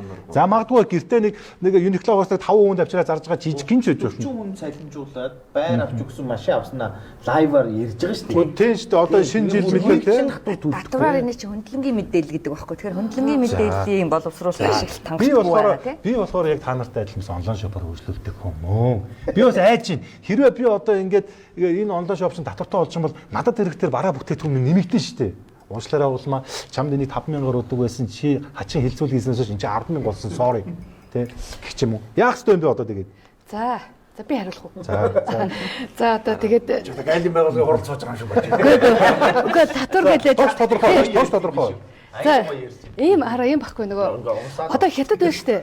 Хятад цахим худалдааны хууль та. Тэгээд өнөөдөр дэлхийн онлайн зах зээлийн 37% зүүн өмнөд Аз гээд Аз намуудаа хятад эзэлж байна. За дараагийнх нь 38% мэдээж хэрэг Америк ороод ирж байна. Америк ороод ирж байна. Тэг ингээ орж ирж байна. За одоо энэ татвар яаж хураах вэ гэд үе төм юм жижиг илгээмжүүд орж ирж байна. Сая түрүү хэллээ шүү дээ тий. 2024 онд улс орны шууд илгээмжийн 60% нь цахим худалдаа орж ирж байна. 24 онд 680 мянган илгээмжсэн бол өнгөрсөн жил 1.8 сая болсон. Саяны Temu. За тэгэхээр эндээс түрүүн та нөгөө татвар авах уу гэлээ шүү дээ. Улсууд ингээд лимит тогтоож юм байна. Жишээлбэл хятад хэд шүү дээ. Нэг удаагийн худалдаа авалтын хамгийн дээд хэмжээ 5,000 юан байна. Энээс дээш бол та татвараа төлнө гэж байна. Тэгээ энийг шийдэж чадахгүй. Яг дуустгүй яриа гэдэг чинь дэлхийн өөрөө бас чадахгүй байна. Тэгэхээр бид бас хөөх юм тийм зөв аргаа орохгүй байна. Одоо хятад хэд жилийн худалдаа авалтын хэмжээ 26,000 юан гэчлээ. Түрүү хэдүүлээ ярьлаа шүү дээ. Манайд хэд одоо юу гэдгийг хөлбөр үүсдэг доод хэмжээ 10 дахин гэх юм бол одоо энэ жил хэдүү? 800 $2,300 болчихж байна. $2,300-д 2 ширхэг iPhone аваад өрдөрлөө. За ингээд миний иргэний үнэхээр авлаа. Бид ингээд зургуулаа ингээд авчлаа. Ингээд 12 болчихж байгаа. За гэтэл энд нэг хүн одоо бизнес эрхэлж ялаа ингээд 12 ширхгийг ингээд татварлаа. Яг үнэ. Тэгэхээр энэ одоо манайх журмандаа өөрчлөлт оруулахад ингээд явж байгаа. Тэгэхээр энэ дээр яг хөөхөөрэ яг нэг тийм татвар үл тооцох хувь гэдгийг энэ цахим худалдаан дээр гаргацсан. $100, $20, $800 болно. Ингээд хүний тэр нь бол ингээд татваргүй орж ирнэ. Харин энэ хяналтаа тавих юм дээр одоо жишээлбэл ингээд бид нар байнга л харж штэ лайв гэл ингээл харж байна. Энэ дээр болохоор яг тэр хууль хүчний байгууллага үнэхээр төлөхгүй байгаа бол татварын байгууллагатай хөндлөнгийн мэдээлэлээр одоо шалгаад яг энэ төлөх боломжийг л олгох хэрэгтэй. Яг энэ чинь нөгөө нийт худалдааны секторээр би ярьсан шүү дээ. Ингээд ийм дөрвөн сегмент байна гэдэг. Энэ чинь яг тэр өөрхөн нэр бүхий хэдхэн 5 хүн л байхгүй да. Нэр бүхий бүр ганц 2 хүн үн тэтэлгээл ярьж байна. Нэр бүхий ганц 2 хүн. Нэг одоо бид зургуулаа ирээ явъя. Гонжуу явъя. Гонжуугийн зах дээрс лайв хийгээд үзье. Юм зарах гээд үзье. Үнэхээр одоо за манай зарчих бах. Инфлюенсер зарна. Та бол бас царайлаг бас одны төвчөнд зарчих бах. Манай эмгтээчүүд одоо хөрхи онон битээр бол нэг хогдоор дэвхрээд нэг 10 чимаа зарч чадахгүй ингээ хогдоор дэвхрэх байхаа. Тэгэхээр тэр бол бас тийм амар зүйл биш ээ. Тэр нэг масаараа зараал ингээ зүгээр хилтэй өр ингээ бүгдийн үнгүү чулуучж байгаа бас биш баха миний ойлгож байгаа. Тэр нэг каргад бөөнөр нөгж байгаа. Карга нөрхөө нэг бүрдүүлэлт хийж байгаа баах. Тэр нь бас нэг хөрхий тэгээд нэг бүрдүүлэлтэн дээр тий галийн хүн тий нэг юм байгаа шүү дээ. Төлдөг өрдөг юм байгаа л бах. Тэрнээс ч одоо энэ төр л их мөнгө болоод ингээд нэг гэдэг. За мэдээ цуглаа бол одоо үнэхээр фрауд бас нүнэ. Одоо тэр нэг баах амтны тэгээд би гайхаад тэр Land Cruiser 300 машин дандаа хөдөөнийхэн цуглаад байдаг. Монголчин нийт хүн амын 50% хотод амьдрал би магадлалаар нь бодоход чинь би ч одоо дээд метротыг 2 сургууль үтсэн мөртөөс бүр сум момын хүн л дандаа тэр суглана. Тэгэхээр тэр нэг тийм үнэмшилтэй болох фрауд явж байгаа магадлал. Ягаад тэгэхээр тэнд чинь оролцох чинь бол 50% хотынхан байх чинь ягаад заавал тэр сумын хүн ланд хожоод байдаг вэ гэхээр үнэмшилтэй байх нэг юм байна. Хоёрдугаарт яг юун дээр хөрхөө нөгөө юу их явдیں۔ Аз гэж ажиллаж байгаа тэр онлайн тэр лайв май хөрхий хийж байгаа тэр хүмүүс юу яхад нөгөө одоо нэг хиймлэр тэгж нэг эрэлт үсгэж байгаа юм шиг айгүй их юм заргаж байгаа юм шиг жүжиглэх ингээд бүх зарагдаа дууслаа шүү али одоо яараараа бариараа үнэн хэрэглээрээ хөрхий тэр зарж байгаа ч юм уу ч юм уу баргалын заахын бүх юмыг би зараад дууслаа шүү 50 юан 20 юан 30 юаны пүүз гэдэг. Тэгэхээр энэ болгон чинь нөгөө яг нарийн судалгаа юм л да. Асуудалтай. Уг нь 40% татвартай байсан. Тэгээ 20 оны хуулиар би одоо сая хичээлээ зааж байгаад баг өнгөрсөн 7 хоногт байв. Тэрний өмнөх 7 хоногт анзаарлаа 10% болгоцсон юм байна. Тэгэхээр зэрэг нөгөө нэг суглааны хонжир суглааны эрх авж байгаа компаниуд нэмэгдсэн юм байна. Тэгэхээр ингээд нэг суглааны үйл ажиллагаа жоохон идэвхжээд ирэнгүүт тэрний нөлөөгөөр иргэд яах нь одоо зөвшөөрөл хууль бус зүйл хийж байгаа шүү дээ тэд нар чинь. Яг үндэ бол дурын иргэн би жишээлбэл хонжир суглаа явуулах нь өөрөө хууль зөрчиж байгаа асуудал байхгүй.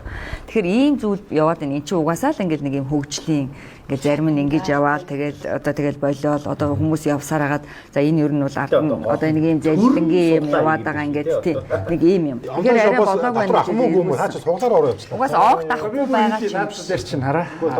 Манай Батэрдэн бих талчих хэлээ. Батэрдэн гэдэг инфлюенсер залуу завхуу дээр зөндөө явсан. Данд бичлэгүүд нь байгаа. Тэгээ Батэрдэн юу гэж байгаа хэрэг тодорхой хэмлээд байгаа байхгүй юу? Данснаас нь орж байгаа орлого болгон дээр нэг хувийн татчихаа гэдэг. Энийг ерөөсөө тэр зах дээр худалдаа хийж байгаа жижиг худалдаа, жижиглэнгийн худалдаа хийж байгаа хүмүүс өөрсдөө хүсээд байна. Тайлан гарах боловсрол хүсэл чалга, боловсрол чалга зовлонтой байна. Автоматар ингээд гүйлгээ болгон дээрээс те одоо ингээд 1% гэдэг дагмаа тийч чинь ингээд нэг 10,000 төгрөгийн юм яхаа нэг 1,000 төгрөгийн ус татаж аваад ах юм шиг байгаа. Тэгэхээр магадгүй юм бас зүв байж магадгүй. Ягаад тэгэхээр нөгөө татварын бааз гэдэг ойлголтыг ярьдаг шүү дээ бид нэр те. Тэгэхээр магадгүй 700,000 одоо фрилансерууд байна гэж бодъё л та те.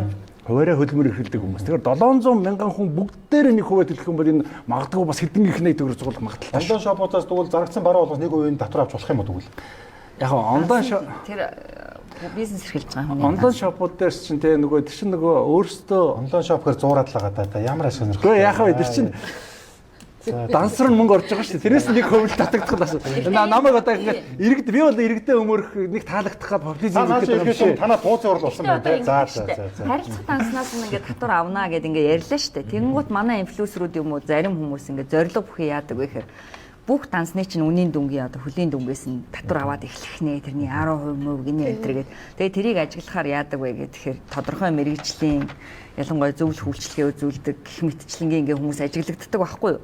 Тэгэхээр зэрэг мэдээж хэрэг зүгээр орж ирсэн дансных нь хөлийн дүнгийн тэрий чинь орлого мөн биш гэдгээ ялгах, ангилах, зааглах одоо ийм боломж тухайн хувь хүн байгаа шүү дээ. Өөрөө ер нь бол манай татвараа өөрөө татврын байгууллага бүгдийг нэг бүрчлэн ногдуулах албагүй. Өөрөөр хэлбэл татвараа өөрөө ногдуулах систем хэрэгжиж байгаа шүү дээ. Яг зөвхөн татвар туслаа системийг бий болгож өгөө тоо мэдээллүүдийг бэлдэж өгöd байгаа болохоос тэрэн дээр ухамсартайгаар биеийн төрлийн угаасаа Америкт ч гэсэн хүн өөрөө татрынхаа тайлан гаргаад явдаг л гэж байгаа шүү дээ. Би ч яг нүдээр үзлээ сонссон. Ажил олгогчдоор толгуурлж байгаа нийгмийн даатгалын шимтгэлийн хувь хэмжээг бууруулад ажил олгогчдоор байгаа ачааллыг юу багасгах тал дээр яаж анхаарч байгаа юм бэ? Монгол бусдыг ажлын байраар хангахаар дарамтанд орчдог. Ажлын байр хангахгүй байя. Эсвэл зөв хуваарь бизнес эрхлээд нийгмийн даатгалыг төлөхгүй байя гэхээр ажил эрхэлж байгаа хүмүүс маань нийгмийн тодорхой асуудлыг авч чаддгүй асуудлууд байдаг. Тэгээ нийгмийн асуудлын шийдэ цалингийн олгоод явъя гэхээр дэндүү өндөр татвар тасаас нь ажил олгогчид хэцүү байна. Аж ахуй нэгжин болохоор тарифын өндөр, дулаан өндөр, усан өндөр, цахилгаан өндөр, төлж байгаа татварууд нь өндөр, газар эзэмших түрээс нь өндөр байдаг. За тэгээ ажиллаа хийя гэхээр энэ бүх зүйлийг бас хөнгөлөх арга хэмжээг нэгдүгürt аваад өгөөч гэж гуйж байгаа. Хоёрдугаарт нөө төлөгчөө бүртгэгддэг нэг босок гэж байгаа. 50 сая төгрөг. Сардааны 4.5 сая төгрөг олдог бол жилийн дараа нөө төлөгч болчихж байгаа. Олсон орлого болгон шууд 10% шууд татварлаа авчиж байгаа. Мөнгө орж ирлээ татвараа төлөхгүй бол татвараас байнга залгаад дарамтлаж байгаа. Гэхдээ энэ нөө төлөгч чинь уг нь бол жоохон нуруу тэнийх үед авч болдгүй юм уу? Монгол улсын жижиг дунд үйлдвэрлэлийг дэмжих тухай хууль гэж. Дэмжих тухай гэж. Дэмжих тухай хууль дээр 300-аас 1 тэрбум хүртэлх орлого олж иж жижиг бизнес болж байгаа. Гэтэл 50 сая чинь бичил шүү дээ. Бичлүүдээс татвар авч яах гэдэг. Нөөтийнхөө шинтгэл үйлдэлийнхаа энэ жилдээ даруй шийдээд өгөөч гэж гуйж байгаа. Миний мэдгүй арга тий. Бүгдээрээ дансныхаа хуулбаруудыг татаж оруулж агаад тэгээд би ийм орлого олсон, ийм зардал гаргасан гэж байгаа тайлгна. Тодорхой өндөр хөгжөлтэй орнуудад тараа. Тэгээ би л амьдарч байхад тэгжсэн. За Австралид 3 жил амьдарч нэг л юм маш тодорхой юм байж чинь. Сүүлд би бас хэдхэн жилийн 2 жилийн өмнө бас 2-3 сар амьдарсан ингээ харж байхад тэнд татвар бол төлж байна. Буцаалтал төлж байна. Оны эцсээр такс өртөө нэгэд маш их буцаалт авдаг байхгүй. Маш их буцаалт авдаг. Би энэ хараад татвар хэмтгэж хэлээд байгаа тэр байхгүй юу? Тэр нэг систем байгаад байгаа байхгүй юу? Манайх бол хэзээ буцаалт хасаадагч тайлганд харна тийм үү? Аван л гэдэг чинь сургалтын төлбөрийн хасаад зүйлийг олон болгоод очиод буцааж авах татвар гарч ирнэ дээ. Тэгэхээр хүн нэг төгрөгч гэсэн буцааж авахыг бодно доо. Тэгээ бүгдээрээ тайлгандаг болно гэдэг л манайхан чинь нэгтлэн бодох чинь суулгах энэ гэдэг нэг юм яриад яваад. Бас яг ингээд ярих юм бол одоо trade related money laundering. Yes. Тийм дээ. Одоо худалдааны зорилгоор мөнгө угааж байна гэсэн үг. Манай улс ч юм бол тэр чигээрээ мөнгө угаадаг ус болсон шүү дээ. Одоо яг нэг үгэлэхэд Солонгос, Япон эмээ өвгөнөрийн мөнгийг банкнд нь байдаг мөнгнүүдийг худалдааны зорилгоор оруулж ирээд бараагаар одоо ийм оруулж ирээд энд сайхан зараад мөнгөний олоод буцаагаад хүүхдээ нь явуулдаг. Энэ шиг нэмээ өвгөн одоо Япон ер нь Япон, Солонгос, Хятадын асар том мөнгө угаадаг л улс болсон. Тийм ч учраас одоо мөнгө угаахтай тэмцэн нэнэ дээрээ бүгдээрээ биз дээ худлаа болсон юм уу? За баяр. Гойгоо үзэж тарж байгаа энэ хэд дээгүүрээ үл үзэж тарж байгаа. Нөгөө жижигүүд манус тэр чинь анзаараад хараад нь шүү дээ. Ойлгомжтой байна. Яг манай машинууд яваад бас тэгж хийж болохгүй л дээ. Тэр нөгөө money laundering явж байгаа. Тэр их усрын те хууль бус. Их усрын хууль бус байх юм бол money laundering болно. Энэ бол татвар наад нь хөргө тэр эмээгийн мөнгө ямар юмний одоо хууль бус байх вэ? Тэр чи одоо тий. Тэгэхээр тэгж бас хамаагүй байж байгаа. Яг зүгээр татвар үл төлж байгаа. Татрын гадуур яваа. Яг одоо мэрэгжлийн үн хэлж trade related money laundering. Яг худалдаа зөвлөсөн манай гайлахын төсөлтгөл юм байна л да. Бүхэл мөнгө гэж. Одоо бүхэл мөнгө гэж үзээгүй л дээ. Худалдаанд зориулсан мөнгө угаах гээд өөрөө нэг зүйл байгаа тийм үү. Тэгэхээр одоо яг түрүүний хэлдэг те магадгүй одоо юу гэдгийг энэ маань ингээд хоёр ижлэхэн юм дээр галийн үнийг одоо тоо хэмжээ дарах үнийн дарах эн чинь өөрөө бас ингээд эрсдэл очиж байгаа мэдүүлэхгүй байх. За энийг яах вэ гэхээр нэгэнд бүгдийг шалгах юм бол өнөөдөр бид нар шалгаж амжихгүй. Тийм учраас бүрдүүлэлтийн дараа буюу 5 жилийн дотор шалгах боломж нь байгаа учраас энэ дээр бид тэр хяналтаа илүү тавиад энэ хил дээр шалгаж байгаа гайл одоо юу байхгүй. Гэтэ ер нь одоо альва бүрдүүлэлтийн дараах шалгалт дараагийн хяналт өөрөө бас дахиад давхар нөгөө нэг ашиг сонирхол үүсгэх субъектив хандах гол зүйл болчихдог үстэй одоо. Тэгэхээр аль болохоор тийм зүйл гаргахгүй систем. Үгүй яг юу зүгээр зөв мэдүүлсэн үгүй яг л тэр хүн чинь ингэж штэ нэг хил дээр одоо 1 сая долларын битээр гэрээ хийсэн байлаа гэхэд 10-д шажилт боллоо те 100 сая доллар гэж байна. За тэгэхээр хил дээр тэнд зогсно гэдэг чинь их мөнгө. Хамгийн том зардал чинь тэр хэд хоног зогсох те. Тэгэхээр нөгөөх маань ингээд явчих юм бол дараа нь яг 1 сая долларын гэрээ зөв орж өгөөд ингээд татвартайгаа хамтраад юм шалгачаар. Тэгээд илүү нөгөө нэг илүү боломжуудыг гаргаад дараа нь шалгахгүй. Ямарваа нэг бүтээгдэхүүн орж ирлээ. Гайл дээр мэдүүлж байгаа тоон татвартай холбоотой үст. Одоо тийм тэгэхээр чин тэр бүх мэдээлэл энийг хэрвээ дарсан бол татварын алба гэдэг том алба чинь энэ бүтээгдэхүүний чинь дарж ийн үү, дарахгүй байна уу, хаанаас гараад ирв те огт мэдүүлээгүй татвар төлөөгүй гэж энэ ч одоо ингэж мэдгүй татварыг шалгаж чадахгүй. Татвар зүгээр одоо энэнийг гайлд мэдүүлсэн зүйл муу юм уу? Тэгэхээр манайх зардал мөн гэж үзэх үгүй юу л гэдэг төвшин шалгаж байгаа. Яг таних шиг шалгахтай гайл татрыг нэгтгэсэн шүү дээ нэг хэсэг. Тэгсэн чинь одоо тэр бол би жоохон ашиг гайлын байцаагч нэг арай нэг ондоо өнцгөөс нь хэлэх гээд байна л да. Гадаад гуйлгын албан татвар болгож 35% байдаг. Үүнийг болгож огт дурдахгүй. Гайл бараа ажил үйлчлэгээгээ мэдүүлэхгүй орж ирэх юм бол гадаад гуйлгаас нь угаасаа гадагшаа гарч байгаа бүх мөнгө байгаас. Тэгээд одоо 15.5 гайлын татвар чинь 15.5 байгаа тий. Тэгт чинь гадаад гуйлгын татвар чинь өөрөө 35 байхгүй. Амар өндөр хэд дахин 2 дахин гаруй өндөртэй. Тийм татвар. Тийм болгож чинь яг ингээд одоо жишээлбэл Facebook boost гэдэг цөмөрө төрөнөөс хойш яриад шүү дээ тий. 780 сая доллар болгоор чинь Facebook Meta корпорац руу Монгол улс шилжүүлсэн байж байгаа хгүй. Тэгэхээр чинь тэрний ингээд суутхан тэр нөө татвар нь орж ирсэн 240 сая доллар Монгол улс үдэхээс ч яахгүй. Тэгэхээр чинь Монгол улсыг яг ингээд хяналтаагаар нь ингээд явах юм бол хэний яаныг жижиг яг яс хяналт хийх юм бол яах нь вэ? Монгол улсын бараг 3.5 сая иргэнийх нь тал хувийн шахуу бол яах нь вэ? Эрүүгийн гэмт хэрэгтүүд болж хувирсан байж байгаа хгүй. Яг одоогийн байдлаар чинь. Ягаад гэвэл гадагшаа гарсан мөнгөн дээр ийм том хэмжээний татвар байгаад байдаг. Тэгэхээр энэ чинь болохоор чинь яг ингээд асуудал байгаа шүү дээ. Тий. Яг харахгүй тийм юм байна. Тэгэхээр хууль нь бол ерөөсөө ямар ч асуудалгүй бол байгаа. А тэгэхээр чи энэ дээр болгож юу болж цөөхөн хэдхэн аж ахуйн нэгжээс татвар авангуудаа яг тэгэхээр чи татврынхаа төлөлгөө болон төсвийнхаа орлогын хөвгөж эдгээр өөрсдөө хийчих واخгүй. Өөрөө өөрсдөө тохирсныг хийж байгаа. Хин нэгэн хүндлэнгийн субъектор шинжээчээр экспертүүд ерөөсөө хийлэгдэггүй. Тийм болгож чи эдгээр манд яг нэг л айхтар яг социализмын үе шиг нэг төсвийн төлөлгөөг хэдэн хувьд авууж биелүүлээд өөрөө өөрийгөө хуурсан юм хийгээд авахгүй. А бод байдлаар бол Германы татврын байцаг ч юм уу, Австрали ч юм уу, Канадын татврын байцаг ч юу гэж суурай олон болгосноо гэдгээр хийж байгаа. А тэгэнгүүт нь тэгэхээр чин тэдний сая өнөрөө зөвлөх болгож чин сая хэллээ л дээ багш хэлэхээр.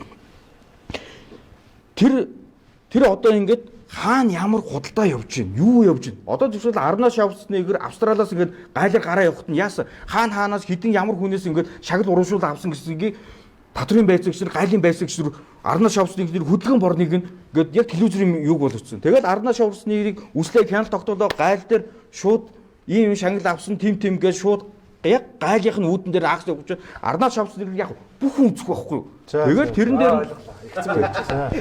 одоо жишээл энэ дээр бас нэг үгийг дутуу оргичлаа. Одоо Джон Байден одоо Барак Обама гэд Америкийн ерөнхийлөгч байна те. Тэд нар болгоор чинь татврынхаа тайлан гаргаж олон нийтийн мэдээллийн хэрэгслэр тавьдаг. Тэнгүүт нь тэр нь яасан? Ийм их А5-ын цаас л гэж байгаа байхгүй. А тэнгүүт чинь Монгол улсын ТТ06 буюу хувийн орлогын нөхцөл тайлбар хавсалт баахан хуудастай тэгээд хид хідэн хуудастай тэгээд 6-ын фондоор битсэн. Бүр тийм ядаргаатай хүний толгой эргүүлсэн гаж юм ээж байхгүй. Тэгэхээр чин тэрийг яг бид нар болохоор ч одоо би ч одоо 20 гаруй жил 25 6 жил татврын тайлан гаргаж байгаа болохоор яг тэрийг бол босон болов чэйжэр хийж а тэрнээс энгийн малчин ч юм уу тэр нэг тараншааны нөхөр бол тэрийг баг уншиж чадахгүй нөхөр яаж ийм гарах ямар ч боломжгүй байхгүй. Тэгэхээр чин бидний одоо энэ юмыг элементарны болох талыг юмыг авч хэрэгжүүлэхгүй бол одоо юм гажиг тогтцол одоо та нар бол ярьсан одоо ингэ Одоо гайлын татвар гээд 15.5 бид нар л хэлээд байгаа байхгүй юу? Уучлаарай. Тэр чинь гайлын албан татвар 5% байж байна. Нэмэгдсэн урдгийн албан татвар 10 байж байна. Ийм сайхан судлаач нар бид нар ингээд гайл гээд ингээд яриад байгаа. За тэгчээд түрүүн бас хэллээ гайл татвар нэрсэн тийм байсан гэж тэгж байна. А тэр нийлэх процесс өөр ямар эсвэл бид нар хамтраад эрслээ тооцож байна. Татврын байгууллага, гайлын байгууллага хамтраад эрслээ тооцож байгаа. А бүх мэдүүлгүүд татвар дээр байж байгаа. Татвар маань бас хиймэл оюуныг нэвтрүүлээд эрслээ тооцоод явж байгаа. Бас улаан цайм ингээд энэ ийм байхгүй гэдгээр бас хэлж болохгүй. Тэгэхээр тэр чинь бараа гэж бүгдийн тулгаад үзэж байгаа учраас татврын байгууллага чинь нөгөө шалгалт хийх эрслийн сегментээ гаргаж ирж байна. Яг тэр үед нөгөө татвар нийлэхэд би нөгөө эрслийнх нь зүгээр болчиход байгаа шүү. Та сандрахаас ирэх. Би сандраагүй. Зүгээр яг гайл татвар нийлсэн процесс бүр өөрсгөд удаж байгаа. Гайлыг бүр магтаж явж байгаа. Та аяг имзэг хүлээж аваад одоо. Манай протекшнизм те. Хамгаалтын байдал хийгдсэн. Манай хамгаалт би яг зүгээр энэ үгүй яг протекшн биш. Ягаад гэвэл гайл 15.5-ыг авлаа гэж ярих чи өөрөө биш шүү дээ. Тийм үг байна. Дээрээс нөөлгөөрт ингэ болчихдаг юм л таа. Тэгээд мэдээллийг болгож товч өгөөд тодорхой байх. За цаг дуусч нь юу вэ? Өдөр татвараа өгсөн штэ. За манайхаа би өглөө эрэхтэй татвараа дутуу авцсан бэлээ. Юу гэсэн үг юм бэ? Гинт ашиг болсон 10% аваа штэ. Өө хөгшөө, ингэсэн байна. улсын хөгжлийг бодооч гэдэг нэртэй 10% татвар. За тэгээд нэг хүн ажиллаад байгаа юм байна шүү дээ. Яагаад хүн ажилуулад байгаа юм бэ гэдэг нэртэй 13% татвар. Ажилтнаас чинь чи яагаад энд ажиллаад байгаа юм бэ гэдэг нэртэй 11% татвар. За тэгээд нийслэл бизнес эрхлээ юу гэдэг нэртэй 2% татвар. Эднэрийг нийлүүлээд өдөрийнхөө татвартай 46%-ийг л авах нь дээ. Юугээ солиороод байгаа юм бэ? Орлогынхоо талыг өгчгөр чинь юугаар амьдрах юм бэ? Хөвшөө, мань ч бас ажиллал хийж штэ. Тэгэл татвараа төлөхгүй л дансын чи хаа чин, боо чин хамаалах штэ. Юу болоод байна? Та одоо надад яг гарч хийдлээ нэг хэлчих. Тэгээд дүнэлтээ 1 минут өгье. Тэгэл дуусгая. Тэгэхгүй бол яг нөгөө доктор хэлдгээр дуустгүй яриа болох гэдэг. Тий. Уулнаас нэг шийдэл олно гэж бодсон. Тэгээд та дөрөв та их сони энтэй анх орж ирэхдээ тавууланы тал бол над руу нэг дайрсан. Одоо сүүлдээ тустай хальж тавиад юу ч болоод байгаа юм тийм. За зүгээр яг гарч хийлээ хэлээд яг би юу гэж асуух гээд байна гэхээр энэ захим худалдаа буюу онлайн шоп ер нь татвар төлөх нь зөв буруу юу? За тийм бол эдрээс яа татварыг авах юм бэ? Гэтэ заавал тэдэртээ дайн зарлах гэдэг юм биш шүү дээ. Зүгээр л яг өөрийнх нь яг тэр үйл ажиллагаанд тааруулсан татварыг нь авъя. Тэр хүн ч бас амьдрах гэдэг. Энэ улс орон бас татвараа цуглуулах гэдэг. Зүгээр л гоё эвтэй найртай аргыг нь болъё. За ханаас эхэлье. За надаас эхэлье. За богинохон шорт явчих. Хүссэн үсээгүй энэ онлайн худалдаа ингээд Монгол улсад айгүй том байр суурь эзлээд ороод ирнэ. Цаг хугацааны л асуудал. Тэгээ энэс одоо ингээд яаж татвар авахаа галин байгууллага, татварын байгууллага өөрсдөө ингээд хууль дүрмээ гаргаад явнаа. Хэрэгжүүлэх баха. Энэ дээр бол одоо татвараа төлөх нь зөвөө. Усал хүн болгоно л татвараа төлөх ёстой. Худалдаа 8 борлуулалт мөнгө хийж байгаа бол татвараа төлөх нь зөв. Энэ гайлынхын татврынхын бүгдээс нь аваасаа л гэж бодож байна. Өөр юм л ахгүй. Энэ идтэй барьцаад, энэ буруу, энэ зөв гэдэг юм биш. Монгол улс үйл ажиллагаа явуулж байгаа, хууль дүрмийн дагуу явуулаарай. Энийгээ сайн судлаарай. Одоо гоо сайхан хүнс 9 шидийн бараа бүгдийг хольж оруулж ирдэг тий. Одоо юу ч хамаагүй онлайнаар захиалга авдаг тий. Баг бол ч бензиний захиалга авах гэдэг. Тэгж болохгүй шүү дээ. Онцгой татвартай бараанууд, тамхи мамих юу ч хамаагүй хольж наашаа оруулж ирэл. Тэгэл дараа нь үйлж тавих гал миний өчнөө 100 сая төгрөг ингэсэн гээл эмж гайлын байцаагчаар яриулаад тэнд ч татварын байцаагчаар яриулаад ингэж заваардгээ болох хэрэгтэй. Анхнаасаа юмаа сайн судлаад хууль дүрмийнхэн дагуу оруулж ирэх номын дараагүй юмаа оруулж ирээ. Тэр ихээр оруулж ирнэ үү, багаар оруулж ирнэ үү хамаа байхгүй. Төлөх нь тодорхой, татвараа төлнө. Ном журмынхын дагуу хий. Татвар гайл нь хурдан энэ асуудлаа шийдээд яаж татвар оногдуулах юм, яах юм тэрийг тодорхой болгох. Гэхдээ энэ дээр жижиг дунд одоо юу гэдэг энэ арай гэж нэг босч байгаа бизнесүүдээ сайн бодох хэрэгтэй. Өсөлтгүйц яаж өсөлтгүй гэдгийг сайн бодох хэрэгтэй. За дараагийн нэг товчоор яриа тий. Цаг багуулж байгаа. За одоо нөгөө түрүүн деминимис буюу босго үнэ гэдгсэн тийм ээ. Одоо манайх бол дэндүү өндөр байгаа. Тэгэхээр татвар төлөхгүй байх үл тооцох хувь хэмжээгээ яг юм боломжтой болгоч. Түүж $2300 биш. Тэгэхээр яг манай одоо ингээд нөгөө хууль ёсны бизнес эрхэлж байгаа хүмүүстээ боломжгүй бодворч байгаа. За бусад орнууд яаж шийдэж ийм гэхээр одоо Amazon, eBay ч юм уу тэд нар маань тэр улсын гайлаас нь өмнө ингээд татвар шингэсэн үнээр зарчиж байна. Тэгээд улирал болт юм сар болж гэнэ үү? Буцаад гайл руу шилжүүлж. Тэгээд хурдан явна. За дахиад өнгөрсөн жилийн тоог хэлээ 1.8 сая илгээмжийг бидний шалгасан илгээмж нь 3%. Тэгэхээр гайл бас хэлбэршүүлж байгааз. А тэн дээр нь нөгөө татвар аавна инээ тэргээ тэгэхээр тэр нь ингээд жоохон маргаан болоо явчихдаг. Тэгэхээр ерөөсөө тэр минимус буюу босго үнэ баг тооцоод тэгээд аржины шинжэн дараа татвараа авдгаараа л авах. Одоо бид нар нэгэд эн чинь ингээд их системийн цогц асуудал байхгүй. Нэг юм нь бариад ирээд байвал хэрүүл дуусахгүй. Монгол улсын эдийн засаг $20 миллиард. За ингээд тэрний $10 миллиард нь бараг шүү. Улсын төсөв байна. Татвар гэдэг чинь төсвийг бүрдүүлэх гэдэг байгаа маа. Тэ? Төсвийг бүрдүүлэхэд татвар аваад байгаа. Дэлхийд дээр ямар улсын юм эдийн засгийн 50% тал нь улсын төсөв байдгийг. Маш баян Төв Европын ганц 2 улс байгаа. Маш баян. Тэр бол одоо тэгэхээр энэний төсвийн энэ бодлогоо бид нэр өөрчлөх хэрэгтэй байхгүй юу? Нийт эдийн засгийн магадгүй 20% юм уу 10% улсын төсөв байвал аяндаа тэр бизнес эрхлэгчид иргэдийн чинь нуруунд дээрээс энэ татварын дарамт чинь өөрчлөгдчихнө. Нэг юм зовлон байна. За зүгээр одоо энэ 126-д хандаж би хэлмээр байгаа. Одоо нэг иргэдийн төлөөлөл гэдэг өөрсдөө тэгээд би бол ард түмний төлөөлөл бидрийг ингэх ёстой мөстой. Ард түмний төлөөд уурахгүй байгаа хүмүүс иргэдийн төлөө иргэдийн иргэшийг хамгаалахын төлөө нэг ч гав хийхгүй байгаа хүмүүс төлөөлөл биш ээ. Энэ бол бүлэглэлийн төлөөлөл байна. Магадгүй юмны ч төлөөлөл юм. Тэр иргэн хүний, хувь хүний тэр одоо манай багш хэллээ ш тахлах багш. Иргэдэд одоо энэ хуулийн юу чинь хамгийн ширүүн тусаж байгаа ямар ч өөрчлөлтгүй байгаа гэж. Зөвхөн нөөтийн 50% босхийг нэмэгдүүлэхгүй байгаа учраас бүгд зүхтаагаад байна. 20% татвар төлөх болчиход байна. Одоо хүчин төгөлдөр хуулиар 20%. 50 сая өрчөлд 20 сая 10 саяын татвар төлж. Тэгээ энэн дээр энэ 126 мянган дугаараач, босхын нэмээч. Тэгээд яг хуу тэр 27 оноос тэр үйлчлэл магадгүй хуулийн дээр ямар нэгэн байдлаар иргэн хүнээс бүр адгийн муу иргэн хүнээс шүү. Тэр давхар тавтар байхгүй, нөө давхгүй чичрээд байдаг болох хэрэгтэй. Ер нь иргэнээ жоохон бодохгүй болвол нөхдөөд болохоо байсан цаг шүү гэдэг буюу бүр хариуцлагатайгаар хэлмээр санагдаад байна. Сүүлдээ таны яриг сонсоод би хөтлөөтэй болов та хөтлөөтэй болов юу гэсэн яриад бүгд л ярьчлаа. За та. За яг хоо бизнес эрхлэх амжилттай байх, сайхан амьдрахад маш олон хүчин зүйл нөлөөлнө ш. Татвар нэг л одоо хэсэг нь гэдэгтэй бол би санал нийлж байна. За тэр татвар үл тооцох хувь хэмжээг угаасаа багасгах хэрэгтэй болсон. Ядаж жилдээ юм уу, оруулж ирэх тоолондоо юм уу, нэг өдөр 5 өөр бараа хүлээж авахар яах гэдэг нь 5 удаа эсвэл жилийн дүнгээр нь тогтоож өгч одоо даруй өөрчлөх хэрэгтэй болж таарч байна. Дээрээс нь энэ улс төрчид хит их хүлээлтийг бий болгож өөдрөгөөр иргэдэд ийм горилго үүсгэж худлаа сенсацлж 2-3 жилээр ингээ амьдралыг зогсоож тийм ээ ингээ баахан хэрвлийн ингээ алим тарьж дээр нь цөөн хідэн ядж агаад хүчин хөрөлцөхгүй байгаа төрийн албан хаагчтай хэрэг тэрэггүй ажиллаар дарддаг ийм одоо попперсон ажлыг маш бага хиймээр байгаамаа. Тэгээ иргэдэд төлөөлж өгөөч. Хуулийн өмнө бүгд эрхтэгч байх боломжийг энэ зарчмыг хангаж өгөөч гэж хэлмээр байна. Дээрээс нь иргэдийг төлөөлөөд иргэн хүний нуруунд дээр нөөтл гэдэг нь тэр чинь иргэн л төлж байгаа шүү дээ. Компаниуд улсын төсвийн бараг 20% л бүрдүүлж байгаа 20%. Бусдын иргэд бүрдүүлж байгаа. Яагад бол худалдан авалтаараа дамжуулаад бүгдээр ингэ. За тэгээд ер нь бол энэ өөрчлөлтийг хийхдээ татварыг хураадаг тал биш. Татварыг төлдөг талч биш. Хүндлэнгийн экспертүүд ажиллуулж мэрэгжлийн хуулиуд, мэрэгжлийн бодлогыг гаргаж ямаар байх юм аа. Тэгэхээр энэ хит их лоббиний шинжтэй. Ер нь бол одоо ингээд энэ бизнесийг бодсон шинжтэй. Бодлого л яах вэ? Гэлээ гэхдээ ингээд бизнестэй илүү ялгаатай байдлыг бий болгоод байгаа юм. Лоббиний шинжтэй өөрчлөлтүүдийг зогсоомоор байна л гэж.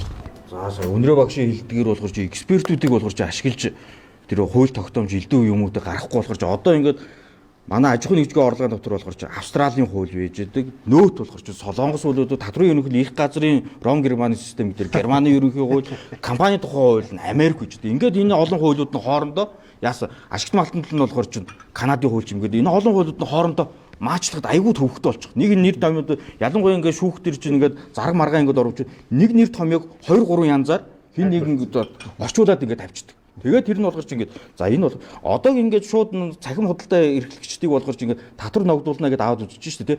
Одоо үнэхээр татвар ингээд ногдуулаа явуучих юм бол тэд нар болгож бүгд банкрот болохгүй. Яагаад гэвэл чи гадаад хуулийн халамжтар өөр 35. Тэгэхээр чи Монгол улс одоо энийг гарцаа хайхын тулд яах нь татврын төв хэмжээ хүсэн хүсээгүй заавал одоо нэвтрүүлж хэрэгтэй. Хөнгөлж хөлөөдүүд бол болох хэрэгтэй гэж. Тэгээд дараагийнх нь юу болж чинь сайхан билег ерөнхий сайд чинь нэг оновчтой арга хэмжээ авчихсан. Яасан чи гайл татвар хоёрыг нэгтгэжсэн байхгүй. Одоо энийг болгож чинь нэгтгэж нэг угаасан чи нэг л улсын төсвийг бүрдүүлдэг ганц л байгуулдаг байхгүй. Тус тусдаа ингээд тус тусдаа бодлого ингээд яриад өөр өөрийнх нь нэг эрх ашигыг тэгээд гайл болгож чинь тээгээд татвар болгоор чинь тээзээгээд ингээд бид нар чинь хоорондоо ингээд бас маачлагад айгүй төвхтэй болчоод өөр юм яриад идэв болчиход байгаа. За цаг дуусаа. Одоо ерөөсөө яаш шүү. Дүгнэлтэй л хийчих ерөөсөө маш богинохоо. Тэгээ хилцүүлгээд дуусаа. Уул нь бол зарим баг дүгнэлтэй чигээ явчих шиг байна. Яас хэцүү бэ? Араас нь байгаа шүү гэж захшаа. Түрүүн баг хилцүүлэг хаага ажиллаа. За түрүүн хилцүүлэг бархуугаас эхэлсэн учраас одоо өнөр жаргал багшаас дүгнэлтэй эхлэе яваад тэгээд бархуу дээр дуусъя. За татврын мэрэгсэн зөвлөх өнөр жаргал. Гэхдээ яг онлайн худалдаанаас татвар авахгүй гэж бол хууль байхгүй шүү дээ. Хэрэгжүүлэх л процессыг сайжруулах. Тэгэхээр хинч татвар төлнө.